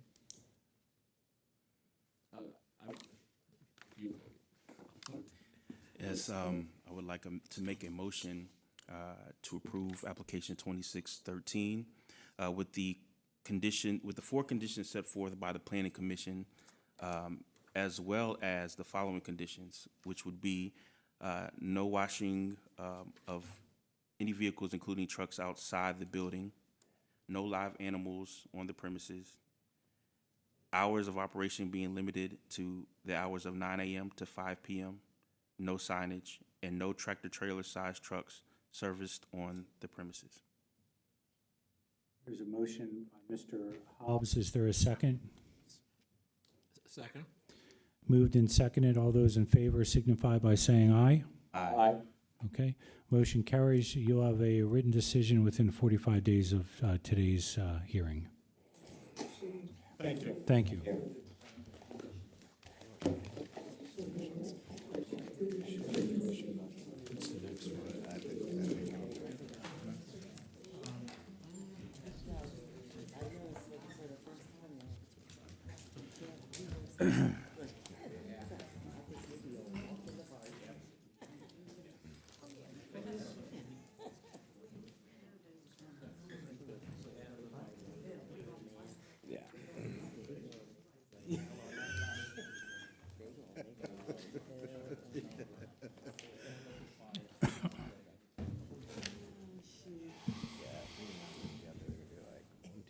Okay, we're going to go back on the record. The next and last application this evening is application 2614. This is an application for a variance and special exception relative to the property located at 3126 North 2nd Street. It's an application filed by Sharon Updike and Marco Munoz. And it's an application for a property located in the residential medium-density RM zone to convert an existing single-family dwelling into a two-unit multifamily dwelling. I'm going to mark exhibits, and then we'll introduce the parties. I've marked as Exhibit B1, the proof of publication. The time and place and particular nature of this matter has been published in the Patriot News, which is a newspaper of general circulation for the city of Harrisburg, and that appeared on August 31st and September 7th, 2025. B2 is a letter dated September 11th, 2025, from the planning director, Jeffrey Knight, to the applicant, notifying the applicant of the time and place of the hearing. Board Exhibit number 3 is the hearing notice posted upon the property in question that occurred on August 22nd, 2025. Board Exhibit number 4 are the notification letters and to the required neighbors that is Exhibit B4. B5 is the application packet with the attached narrative. Board Exhibit number 6 is the resolution of the Planning Commission from back in 2004 approving the subdivision of the lot into 2 lots. Board Exhibit number 7 is the deed establishing applicant's standing to pursue the relief this evening that they're requesting. Board Exhibit number 8 is the Planning Bureau case report. Board Exhibit number 9 is the City of Harrisburg Planning Commission resolution.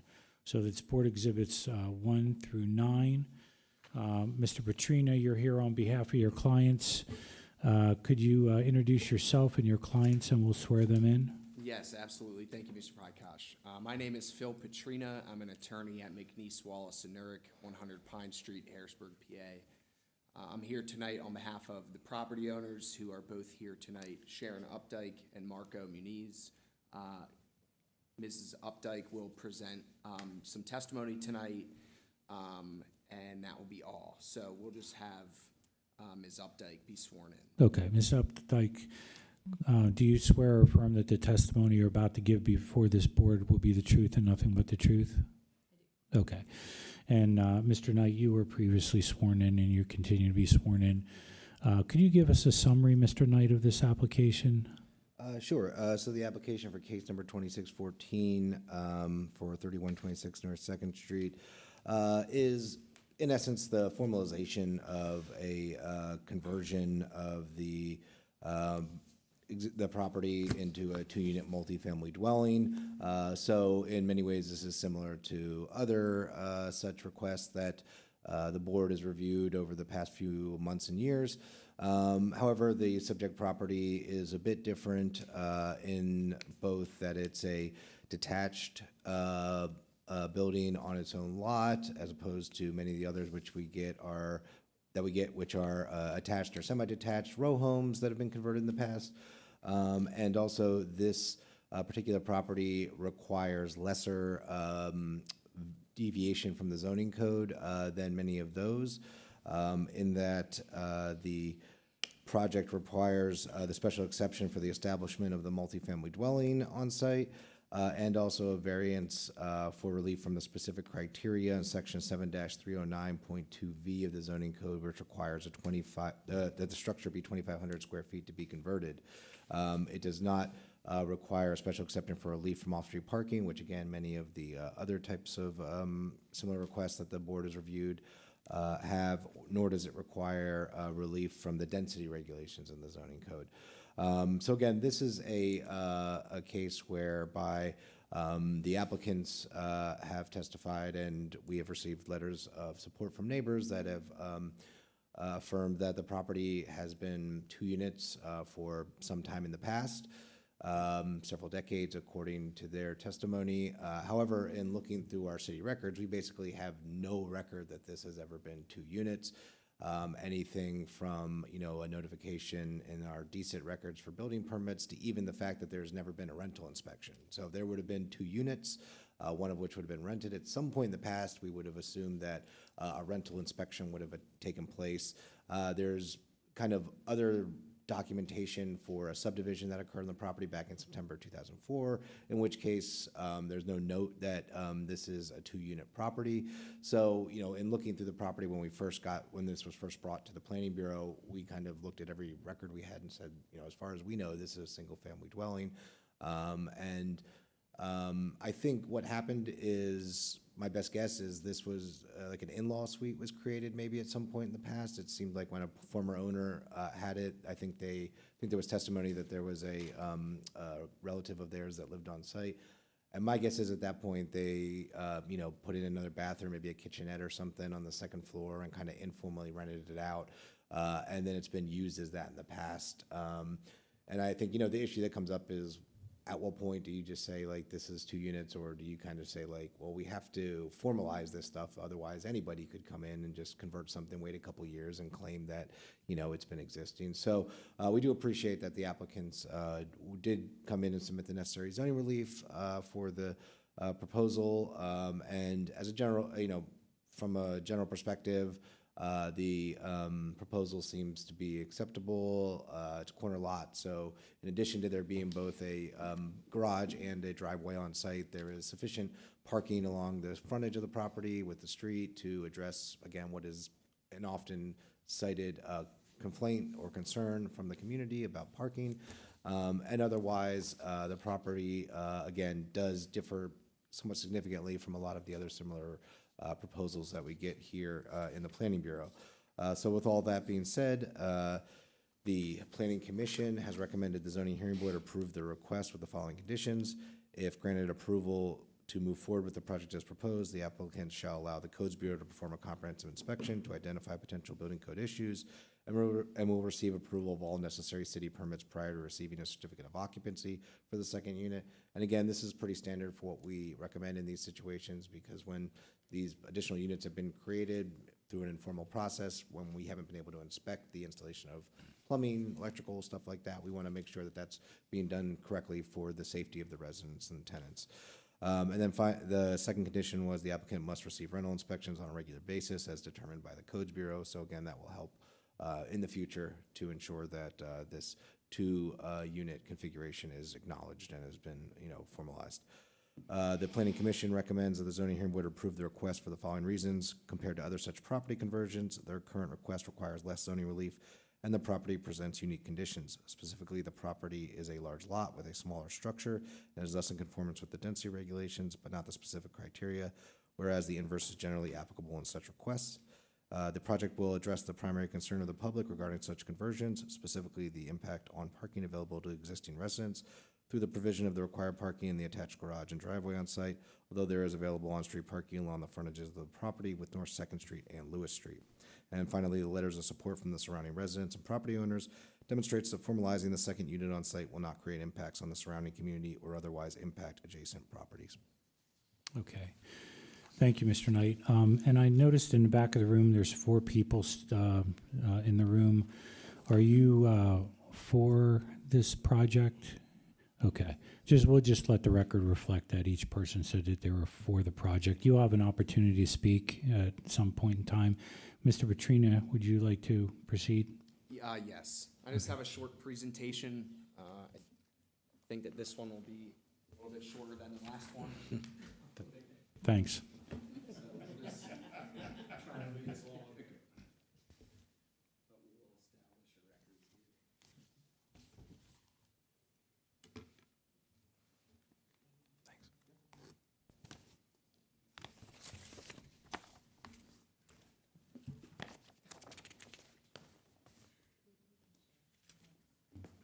Okay, Yeah, we agree. Yeah, thank This you. camera needs one minute.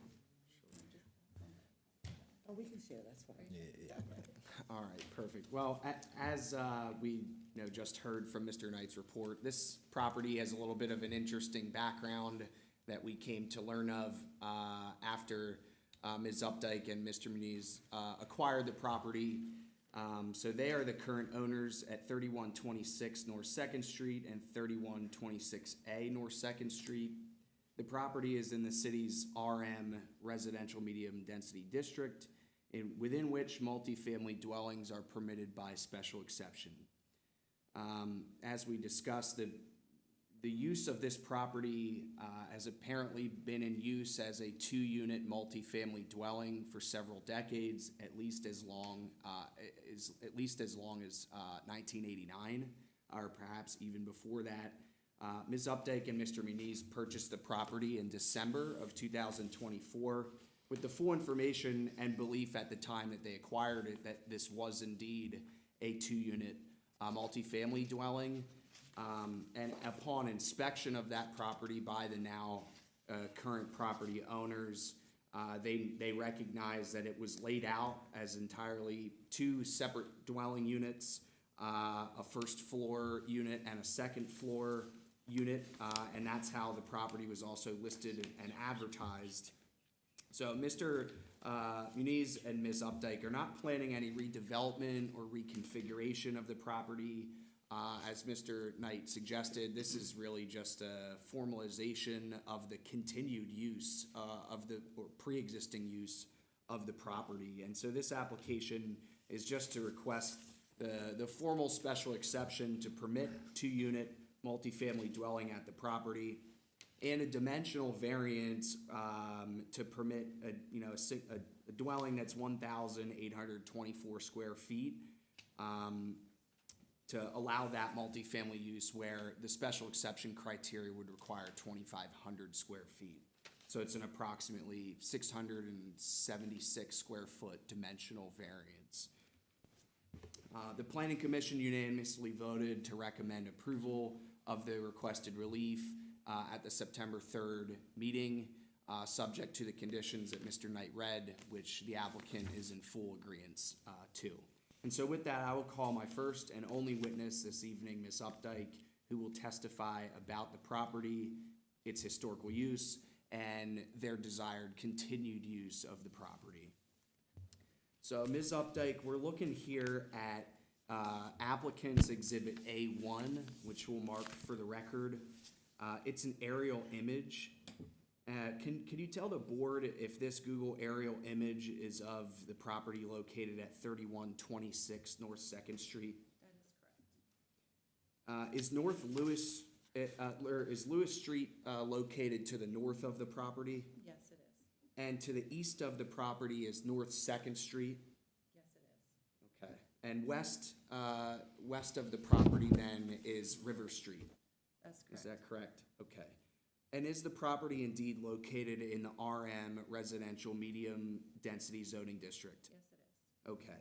Is it a fair assessment to say that the surrounding neighborhood is largely a residential neighborhood? It is mixed. Okay. It is all residential, but there is mixed use. Sure, as is consistent with the requirements of the residential medium density district? Okay. With that, we'll move to admit the aerial image as applicant's exhibit A1, which just establishes where it's located. Thank you. Okay, now turning to the second page here, we're looking at, in the exhibit sheet, we're looking at some Google Street View images of the property. This first one here, could you please describe what's shown in this first image? Some very large overgrown dogwood trees in the front yard. Overgrown landscaping. This house is a Cape Cod style home with a single front door on the North Second Street side. When you round the corner, you're gonna see the house is built like a duplex home with two original doors serving each different level of the house. Okay, and while we're discussing that, second view of the property, let's turn to the second image here. Can you please describe what this image here is of this building facade? So this house has all original brick. Around each of those two doors is the original brick mold. It was built with the intention of being 2 levels. I have a different theory. The house is from 1960, and as you see it, those 2 doors each had a stone stoop serving each door underneath. They were later connected to make one porch, but each door represented a different level of the home. Indicating original use was multifamily from the very beginning. The door that you see on the left-hand side, you walk in the door, there's a small closet at the landing, and it goes immediately straight up the steps. You'll see a chimney in the middle of the house. The steps run up alongside of that chimney.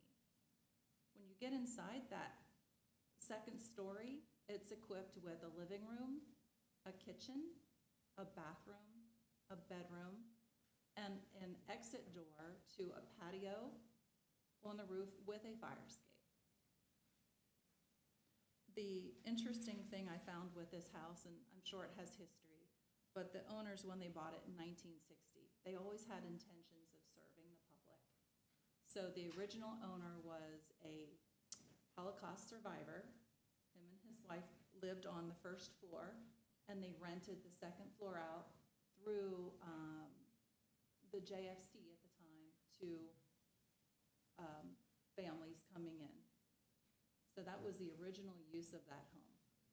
Okay, and just a few clarifying questions. So that door on the left, that leads to the second floor unit, correct? It leads only to the second floor. Okay, and then the door on the right? It serves into the kitchen on the first floor. Okay, The front door serves into the living room of the first floor. okay, thank you. And this building facade, for the record, is along Lewis Street, correct? Correct. Okay. In this image, which was taken from Google Street View, that I believe is timestamped 2019, it shows some trash bins along the curb there. Is this property, has it been served by 2 separate trash bills since at least 2007? So I did some research by contacting the trash company, and they have limited records that go back past 2017. They do have records to show that there have been 2 bills for servicing this property, 2 different trash bills for this property for as long as they had records.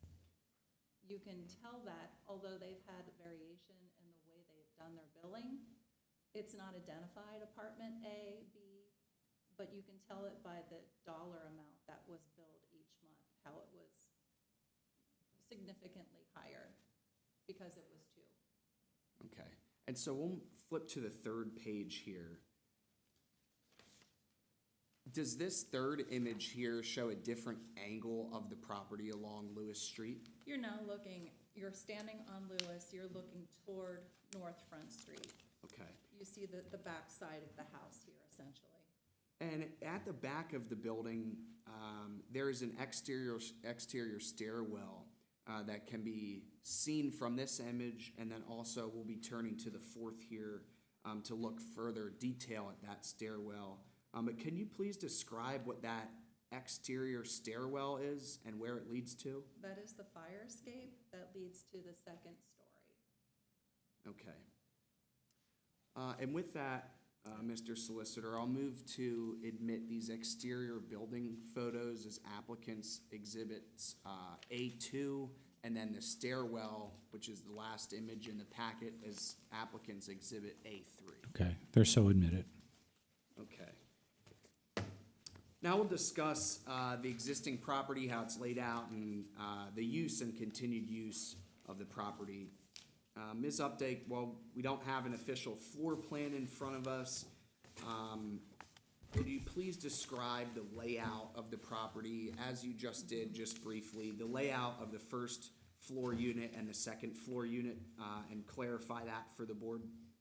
The first floor unit starts at the front door. You walk into a living room with a fireplace. It's also served by 2 bedrooms and a full bath and a full-size eating kitchen. There are steps that go down to the basement where there's laundry facilities and storage. The second floor, which is accessed by the dedicated door, enters small closet upstairs. You have a living room that mirrors the living room from the first floor. You have a smaller kitchen. It's not large, but it's fully serviceable with a full-size refrigerator, full-size stove, sink, everything is nicely fitted. Then you have a full-size bathroom and a full-size bedroom with a small hallway leading out to a rooftop patio that is serviced by the fire escape. One thing that I noticed, the kitchen cabinets that were on the second floor were the identical kitchen cabinets that were on the first floor, which is very telling as to the 1960 era when the house was built. Okay. Not an afterthought, but done at the same time. The bathrooms were outfitted exactly the same way. The footprint is identical, as was the pink tile that was on the walls and the pink tub from 1960. Okay, and so is it fair to say that you did not create the separate units or the existing conditions at the property? When we purchased the property, my spouse and I, in December of '24, we bought it with the intention of becoming first-time landlords in the city of Harrisburg. And our intention was to renovate the house and make it cosmetically feasible and nice for someone to want to live there. So that was our goal.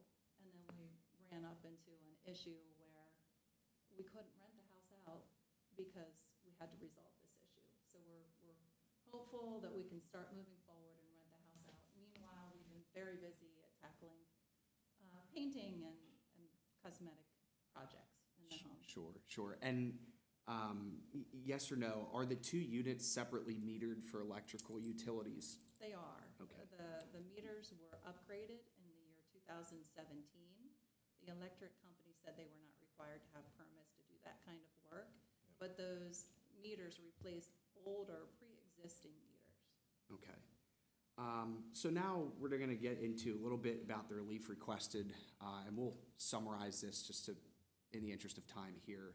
Section 7-309.2V of the zoning ordinance provides special exception criteria to permit multifamily dwelling uses in the RM district.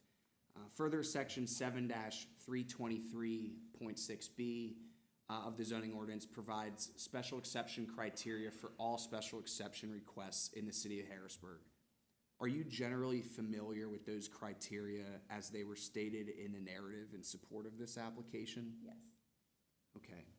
And with the exception of the dimensional variance requested by this application, does your continued use of the property satisfy all of the special exception criteria required for multifamily dwellings in the RM district? Yes. Okay. Is this continued use of the property compatible with the neighborhood and the surrounding RM district? Yes. Section 7-309.2V1 of the zoning ordinance would require a minimum of 2,500 square feet for the existing dwelling to operate as a multifamily dwelling. The application requested a 676 square foot dimensional variance from that special exception criteria. Did this use as a 2-unit multifamily dwelling, I think I heard you say earlier that it pre-existed your ownership of the property, is that correct? Yes. Okay, and you did not create the existing conditions at the property or the 2 units, is that correct? No. Okay. Would converting this property back into a 1-unit create a significant hardship? Yes. Okay. Ms. Updike, finally, did you review the narrative and all of the exhibits that were submitted in support of this application? Yes. And to the extent applicable, do you agree with and adopt those arguments and statements as your own? Yes. Okay, and so with that, I have no further questions for Ms. Updike, and we would request that the zoning hearing board vote to approve the relief requested in the application to permit the continued use of the property as a 2-unit multifamily dwelling in the RM district. And I will turn it back over to the board for any questions they may have for myself or for the property owners. Of Ms. Updike? This is a first for me. I don't have any questions for you. Okay. Thank you, This Mr. was Phipps. pretty well laid out. Thank you very much. Mr. Hobbs, do you have any questions? I don't have any questions either. Okay. Thank you. Ms. Cameron? I don't. Okay. With that being the case, does the board wish to either make a motion or? Do you want to hear? Oh, yeah, sorry about that. We have individuals here from the city of Harrisburg. Do you want to come up and make any statements?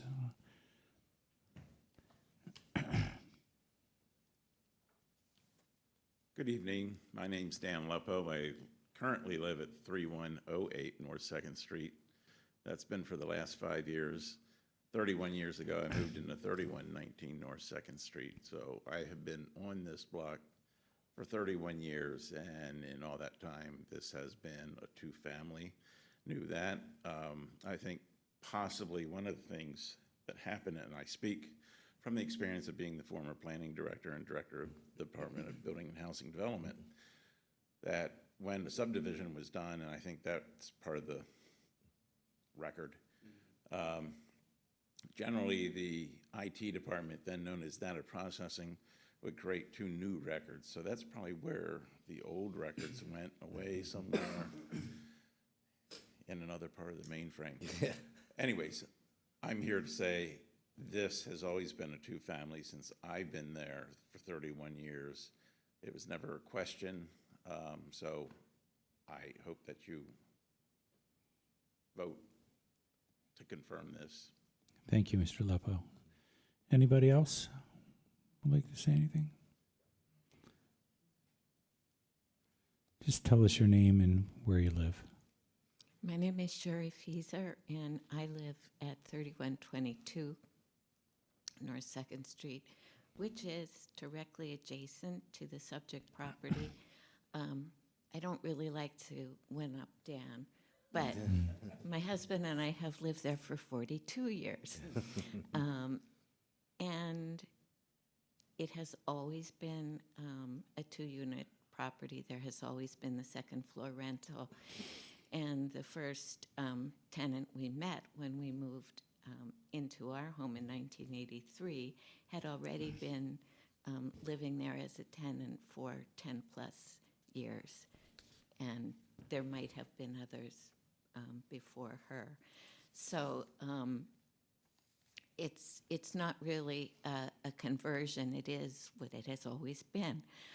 The only other thing I'd like to clarify in favor of Ms. Updike and Mr. Munoz is the degree to which they are rehabbing the property. Ms. Updike mentioned, excuse me, cosmetic work that they're doing. We have been witness to various levels of improvement that they've done. It's nothing I would call cosmetic. It's nothing short of an overhaul with prime materials, new flooring, tile work. It's the sort of home they would prepare to live in themselves. And I think it will draw the type of tenants who will likewise care for the property. It's been a great boon to those of us who live in the neighborhood because the property had been deteriorating. The former owners were first elderly and then not well. And so the degree of deterioration has progressed over the years, and it's their intent to not only rehab the inside, but to care for the total exterior of the property. So I think speaking for even those who could not be here tonight, who have also been privy to what's happening, that it's really a great benefit to the neighborhood and is likely to remain so. Thank you. Thank you. Is there anybody else? Okay. What's the board's pleasure? Do you want to? Still some of your time here. I'd like to recommend approval of request 2614 for 3126 North 2nd Street with conditions set for special exceptions and variances by the Planning Commission. Okay. Moved by Mr. Phipps. Is there a second? So moved. Moved and seconded. All those in favor signify by saying aye. Aye. Okay, Mr. Petrina, you congratulations. You'll receive a written decision within 45 days of this evening's hearing. Thank you guys very Thanks. much. Thank you. And with that, since there's no other business, I make a motion for dismissal of the zoning board chair. Yes. Second. Okay. All those in favor? Aye. All right, thanks.